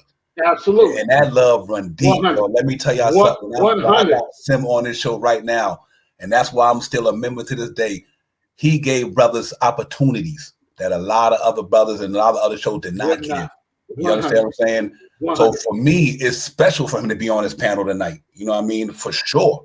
You know, because man, you know, and salute to everybody down in NBK, man. You know, Queens Court, everybody, man. They got some of the widest minds in the business, and that's why when you look at you look at Sim shows, he doing what he doing. You know what I mean? Because it's authentic, it's real. He take his time, his energy to make sure that we have places to do. And I'm excited, man. You know, tonight I'm gonna go to bed like I see Michael Jordan tonight. Shit, you know what I mean? I'm keeping it real with you. And that's love right there. That's real talk, Sim. So just blessing the panel tonight, man, coming on, man. And I thank you very much, man, because you know how, you know, like I said, you know, sometimes, you know, we like long distance, the next best thing to be in there, but that's facts though. Because you know, I might don't be down there with you guys, but man, I'm always in your heart, and I'm always checking y'all out and all that. You know what I mean? Because family is family. You know, like my mom them live in a different state. I don't get to see them all the time, but they know They I'm still here. family. That's right. They know I'm here. They Facts. know I'm here, man. So thank you so much. Thank you. I appreciate you know, like I said, I'm this is always, a special night for me, my brother. yeah, like I said, I'm always watching. I can't always jump on and this and that, but you know, I'll be on my way to practice or this or that, and I listen in and things like I said, the past few weeks just been crazy. So I really appreciate it. Really appreciate it. And I enjoy just being able to you know, listen in and hear what you guys are talking about and get things from you guys' perspective, man. So I appreciate you guys always jumping on and talking and spreading your knowledge to everybody. So without a doubt. Yep. Hey man, I tell you that we was here doing our thing on the draft night, but that thing you had was off the chain, bro.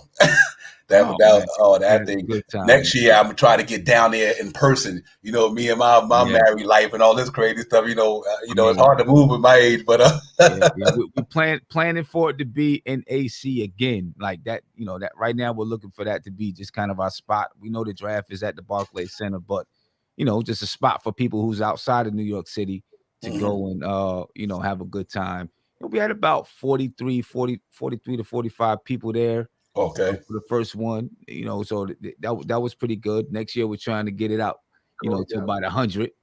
Right. You know what I'm saying? And have some more events attached to it. But yo, it was fun. The energy was electric. You know what I'm saying? DJ Shuttle was killing it on the ones. You guys, people who weren't there couldn't hear DJ Shuttle before we went live, but he was killing it on the ones and twos before we went live. Had the whole spot vibing.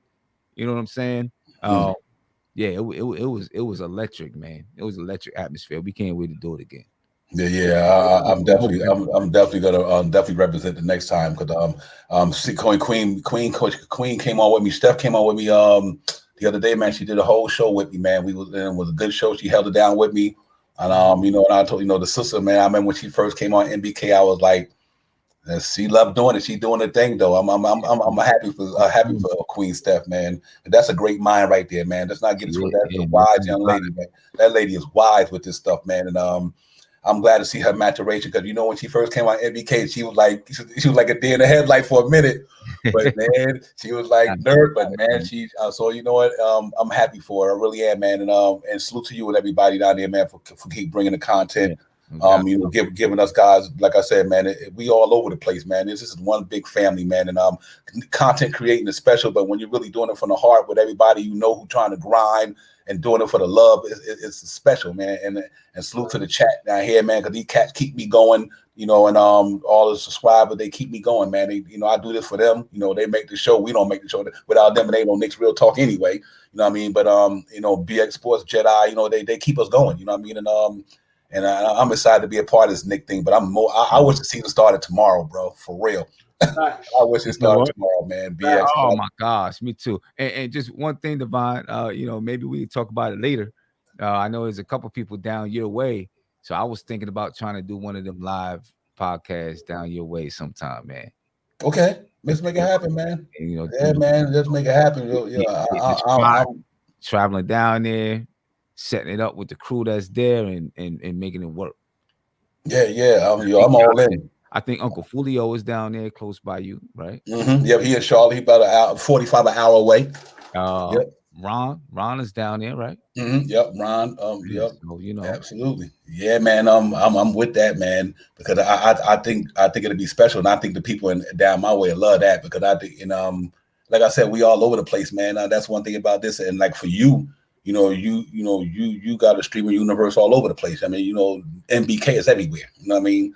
And you told that and BX and SAR, they right there about 6-7 hours away in Florida. You know, Orlando and Tampa. So you know, we all up and down the coast. You know, we all over the place, man. Freezy close. I think Freezy is South Carolina too. Freezy right there. Freezy, I think he's kind of like Rock Hill or something. He's right. He can step over to Charlotte, basically. Yeah. Yep. I think he's close too. But I'm telling you right now, BX. So know this, right? I'm gonna be out here in El Paso for another week or two. But when I get back to Florida, I'm coming to see you, my brother. Yeah. I'm gonna come holler at you. Let's go lunch. Let's do it. No doubt. We'll go to Hot and Juicy's down in. Yes, sir. Boy, stop it. Hey, let's go get some sushi or some oysters. You know what I'm saying? Let's do it up. Hey, Sim, how the basketball going this year for you, man? I know we get back to the Knicks talk, man, but we got the Power Yeah, Five yeah. here tonight, so y'all got to understand where we going at right now. Yeah. Basketball season is over. We had a rough one this year, though, man. Okay. I can't even lie. We had a rough one. We kind of rebuilding the team. You know what I'm saying? So, we didn't have as much talent as we usually have. Mhm. So it was a rough season. And the last tournament we played, I mean, we learned a lot. We lost some games, bad. But we It's bad. right. But we learned a lot. You know what I mean? We learned a lot. So it's been like so. Last tournament we played was a huge tournament. A lot of scouts there and stuff. And we played some warm-up games just before that. We were in a pool of teams and we won the pool. All right, Right. we went undefeated in that little tournament. But we didn't win anything. It was just a pool of games. Right. So we said, okay, we're ready to go. You know what I'm saying? I didn't think we was gonna go there and win the whole tournament, this big one, but we're gonna be able to go there and compete, play good. Mm-hmm. Yep. The day before the tournament, we have a practice, and then the day before the tournament, my starting center, she says, "Coach, I can only play one game. I'm going to Atlanta the next day." I was like, "Oh my gosh, why are you doing that?" She's my starting center. She's 6'2", right? I'm like, come on, man. You wait until now? When I could have had some time to try to get some other games together. My next tallest player is 5'8". Wow. Right? So we played the first game and we lose to a team that was really good. And I think we could have played better against this team, but a lot of the players were starstruck. I only had 2 players on the team that had ever been to this tournament. So they knew what it was about, but everybody else, none of them knew what it was about. So I think they were. I mean, you walk into the gym, it can be intimidating because you walk into the gym, there's 30 basketball courts, right? Right. And players that are 6'6", walking around, college coaches all over the place, can be very intimidating. Yeah. So we walk in and they're kind of like, a deer in the headlights. You know what I mean? Like, oh my goodness, what's going on? We get smacked the first game. Second game, we play without our big man, but we come out and we play a whole lot better. It's close for most of the game. Then they ran away with it. Third game, I don't know. The girls were just like, almost like they didn't want to be there. It felt like, you know what I'm saying? And then the fourth game, I lit into them real bad. We came out the fourth game, we played better. And then the last game, we played the team that was undefeated in our pool, and we were right there with them. So we went through some struggles, but we learned how to play. And if we had our big girl, maybe we pull out 1 or 2 of those victories. Right. You know what I'm saying? But I think we learned how to play against that level of competition. Okay. Because we learned how to move the ball faster during that time, because we were like, they're playing aggressive defense and we're still, we're holding the ball scared. And I'm like, yo, we got to move it. We can't stand there with the ball. We got to move, pass, cut, screen away. Right. Finally we started to, by the time we got to the last game, we had learned how to really move the basketball, not hold it, not let it stick. And so now we started getting more shot attempts. So Sam, this is what I'm gonna need for you to do, right? Right. Real talk. This is what I'm gonna need for you to do. I'm gonna need for you to pick up the phone, call whoever your contacts are, right? Because I know you got contacts. I need for you to speak to Tom Thibodeau and explain to him what you just said. Right. I'm gonna need for him to understand what you just said. Because what I don't want to see this year is what I saw last year. Yeah. So please, my brother, pick up the phone and holler at Tibbs and let him know, hey, listen, if you don't know, it's okay to say you don't know. I won't tell nobody. But hey, call me on the speak tip and I'll let you know what I know. You know what I'm saying? Because we want the Knicks to be good this year. Right. Right. Good Lord. Yeah, oh my quick, God. It's me. Salute to my man. It's me. He in the building. It's me. Salute to you, my brother. Thanks for being part of the show. You already know, man. Go hit that like and subscribe, man. We talking Knicks. We got the Power Father in the building. We got BX Sports Jedi, Sarge, Guard and Knicks in the building. The whole chat, Uncle Fu, everybody in here, man. Special night, but I'm happy with the Knicks done, God. I'm excited. I'm ready to get it popping. I can't wait to the season. So I can't wait to Sunday. Cause I do want to see what these young cats gonna do down there in Summer League. Sims, Jericho Sims. I want to see Grimes. I think he's another sleeper. I want to see what these cats gonna do, man. And I'm really excited about it. And we get a chance to see the young guys come out here, do what they couldn't do last year because of the pandemic. No Summer League, so they really get out there and showcase their talent. You got Knox going back to Summer League. I want to see that Summer League team be in the Summer League finals, man. I just think they got enough talent down there to get it popping, man. And we'll see, man. And after that, you know what? The season we go to training camp in September. Season starts October 19th. I mean, it's buzzing, man. You know, like CT say, the streets is buzzing. I mean, Knicks, it really wasn't no off season to us. They just wasn't playing.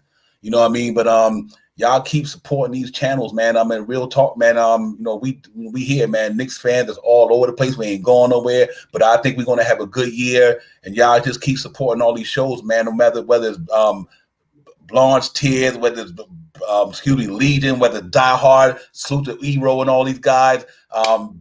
Knicks and Brutus, Queens Court. For the love of the game, whoever out there, man, we all doing this for a cause, man, because we Knicks fans, we want to bring content to everybody, you know, but it's beautiful to be a part of this thing, man. This is going to be one of the best. Last year was special to me. 41-31, 20 games over the season before that, 4 seed in the Eastern Conference. Yeah, we got knocked out in the first round because we just was jump shooting all over the place. But I think it's going to be a different time now. I think we got a little bit more firepower, but I'm looking forward to it, man. So we going to get it popping for sure. And y'all just keep hitting these up, man. Y'all keep liking, subscribing. Y'all already know what it is. Bronx Sports Jedi. You know, isn't no need to sit. I don't have to self-explanatory when it comes to the man that's on the panel. But Sarge, you be careful out there where you at, man. And down there in Texas, man, you better drink you some water as well, because it's crazy. All day, every day. These shows, man, we doing it for a cause, not because. We doing it for the cause that we love to do it, not because we want to do it. We love to do it. You know what I mean? And Knicks Real Talk, like I said, we ain't going nowhere, man. We here. You know what I mean? And so, you know, I got to get back. Sim, you know, when you get back on, you know what I mean? You see that pop up in there. You're going to see the screen come up in there, man, you know. And like I said, it's been a while, but love, show love, man. Steel, sharp as steel. You're still already sharp anyway. I ain't too much I can sharpen it anymore, but I'm just, you know what I mean? But I definitely got to get at you guys, man. And I appreciate you so much for coming on the show tonight, man. And it's been an honor, brother, for real. No problems, man. It's an honor to be here. Yes, sir. Here, no doubt. So, fellas, as always, it's a pleasure and an honor to be on the panel with you gentlemen. And it's especially special tonight when you get the Power Father up here. Yes, The Power Father is sitting to my left right now. You know what I'm saying? Look, I'm about to take a screenshot of this right here, right? I am, for real. But again, just watch the video. I put the highlight. Just keep watching the video. Get there. Keep running it back, man. Run up the subscription. But again, guys, as always, thanks for having me on your panel. I always enjoy when I come on here. You know what I'm saying? You guys always welcome me with open arms. I will remind the chat. I'll be on tomorrow, 6:30 on Blowing Stairs Network. The Pod Couple will be on. Tune in if you ain't got nothing better to do. If you got something better to do, change your plans and tune in anyway. That's what we say. You know what I'm saying? Let's be real.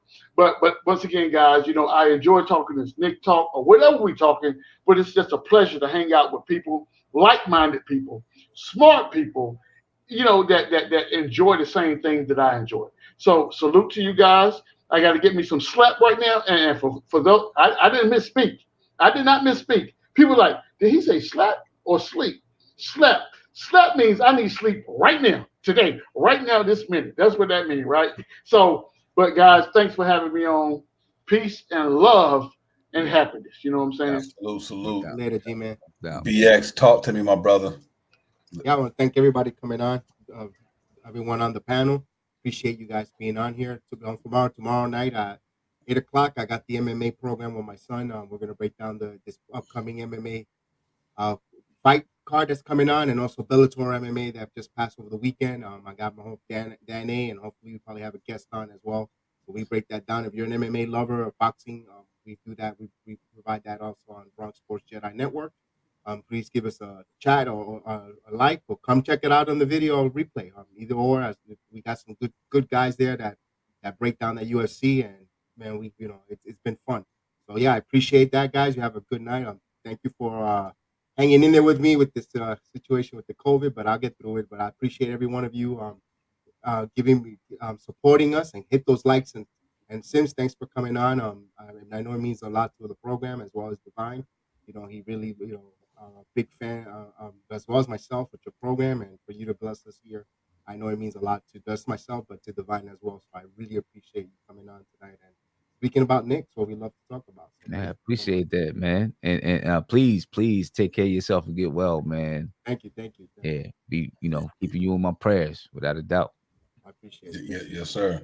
Well, listen, man, to everybody in the chat, you know how I do. I can run through all y'all, but y'all getting bigger by the day. So I don't think I got that much energy like I used to. But salute D. Ross, Elton, Be Civilized, Garden Knicks Podcast, Camilio, Kibit, Will, Uncle Fulio. If I didn't forget you, that means I couldn't fit you in there. But salute to y'all, and y'all be safe out there, man, and enjoy yourselves. And get looking forward to Sunday when we get this thing popping with the summer league. Probably next week or the week after, I will be dropping Giants Real Talk. Y'all look out for that. And I will be doing From Bars to Verse is going to be coming pretty soon. So y'all go to all you hip hop lovers. This is an open thing where you like to come in and spit your bars up. Get with me. We spit them together. I'm going to drop them with you. It's just an open show, man, where, you get your hip hop love on, talk about the olden days, coming through from then to now. So it's just an open thing for all you hip hop lovers. Y'all look out From Bars to Verses pretty soon. But definitely Giant Real Talk. While we're in training camp, I think I'll probably dropping a video or going, doing a live stream pretty soon. Y'all look out for that, man. I think it's going to be fire. I think Giants going to have a good season, so I'm excited about that. Hopefully they don't have to brawl all day like they did the other day, getting in fights and hurt Daniel Jones and all that stuff. Try not to hurt him. But thank you, everybody, chiming in, man. And Sim, my brother, like I said, man, I appreciate you coming on with us tonight, man. Blessing the show, man. That's real talk, man. And we got to do this again, man, because my love, my respect for you goes hide more than you ever know, my brother. And that's real talk, man. I remember my days rushing home from work. I'm coming down, hun. He got the shoot around coming on. I'm going downstairs. I hit you up later. Running home. I'm like, yo, my wife, you still married to me? I'm like, yeah, I am. But right now I'm about to go hop on the show. But that's what the love is, man. And like I said, I got my first chance to come on YouTube, man, on your show. And that's I'm forever grateful for that, man. And that's why I stay a member. And but I'm glad to see what you're doing down there, man. It's like, it's the elevation is unbelievable. You know what I mean? I'm like, because you got a universe out there that people really, really tune into, and they respect it because they respect you, and and it's love, man. So we just want to thank you for that, man. And that's real talk, man, for sure. Appreciate it. And make sure y'all go listen to that non-CD Midnight tomorrow, man. Yes. These two. Yes, indeed. That's for sure. I'm going to cop that for sure, man. That's my man. You got to get that, man. That's my man. And like, with anybody in the game that that I admire other than is Nas, is that real talk, man. And me, a lover, hip hopper that I am. I'm talking about, I'm going back to Grandmaster Flash and Melly Mel, one of my favorites. Then I got into Rock, Kim, and Public Enemy era. But when Nas hit the scene, straight love, no thugs, brother. Where's going? It was a rap. And I think I'm gonna be on the front stoop tomorrow night. The midnight, of course, the album drops at midnight, so I think I'm gonna jump on the front stoop about 11:30. Okay, I gotta check that out. Sometime maybe next week, I'm gonna be doing an album review, a live album review too. But he got Lauryn Hill is gonna be on the album. He got a joint with Eminem and EPMD. It's called EPMD 2, featuring Eminem and EPMD. That's gonna be crazy. Yeah, that one of him and Eminem. I'm looking forward to that. I know that joint gonna be hot. I like the EPMD one he did just recently. But that King Disease one was good. I liked the King Disease one. And Nas, man, that man been putting it down. He been putting it down for years, man. And he's one of the best to ever do it, man. I don't care what nobody say. That cat, he was, even me at an older age, he still inspires me with his lyrical content.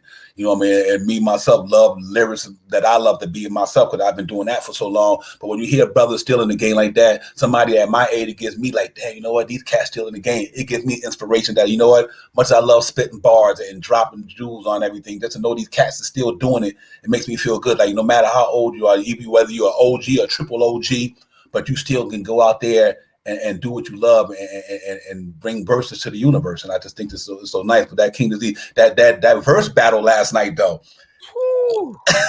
Oh my God, bro. Locks and oh my goodness. I was like, Jada Kiss killed it last oh night. my top 5 dead or alive, bro. Jada was on fire last night. Yeah, that thing was nice, man.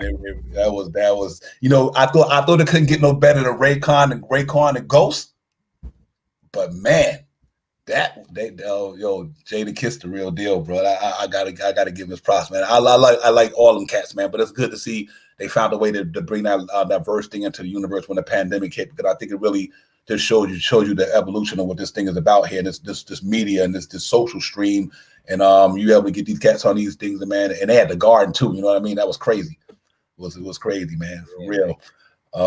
And Baba Boy to my like Barry Manilow. You always got Baba Boy with the joke. Baba, you already know what it is. Corned beef, we see you, brother.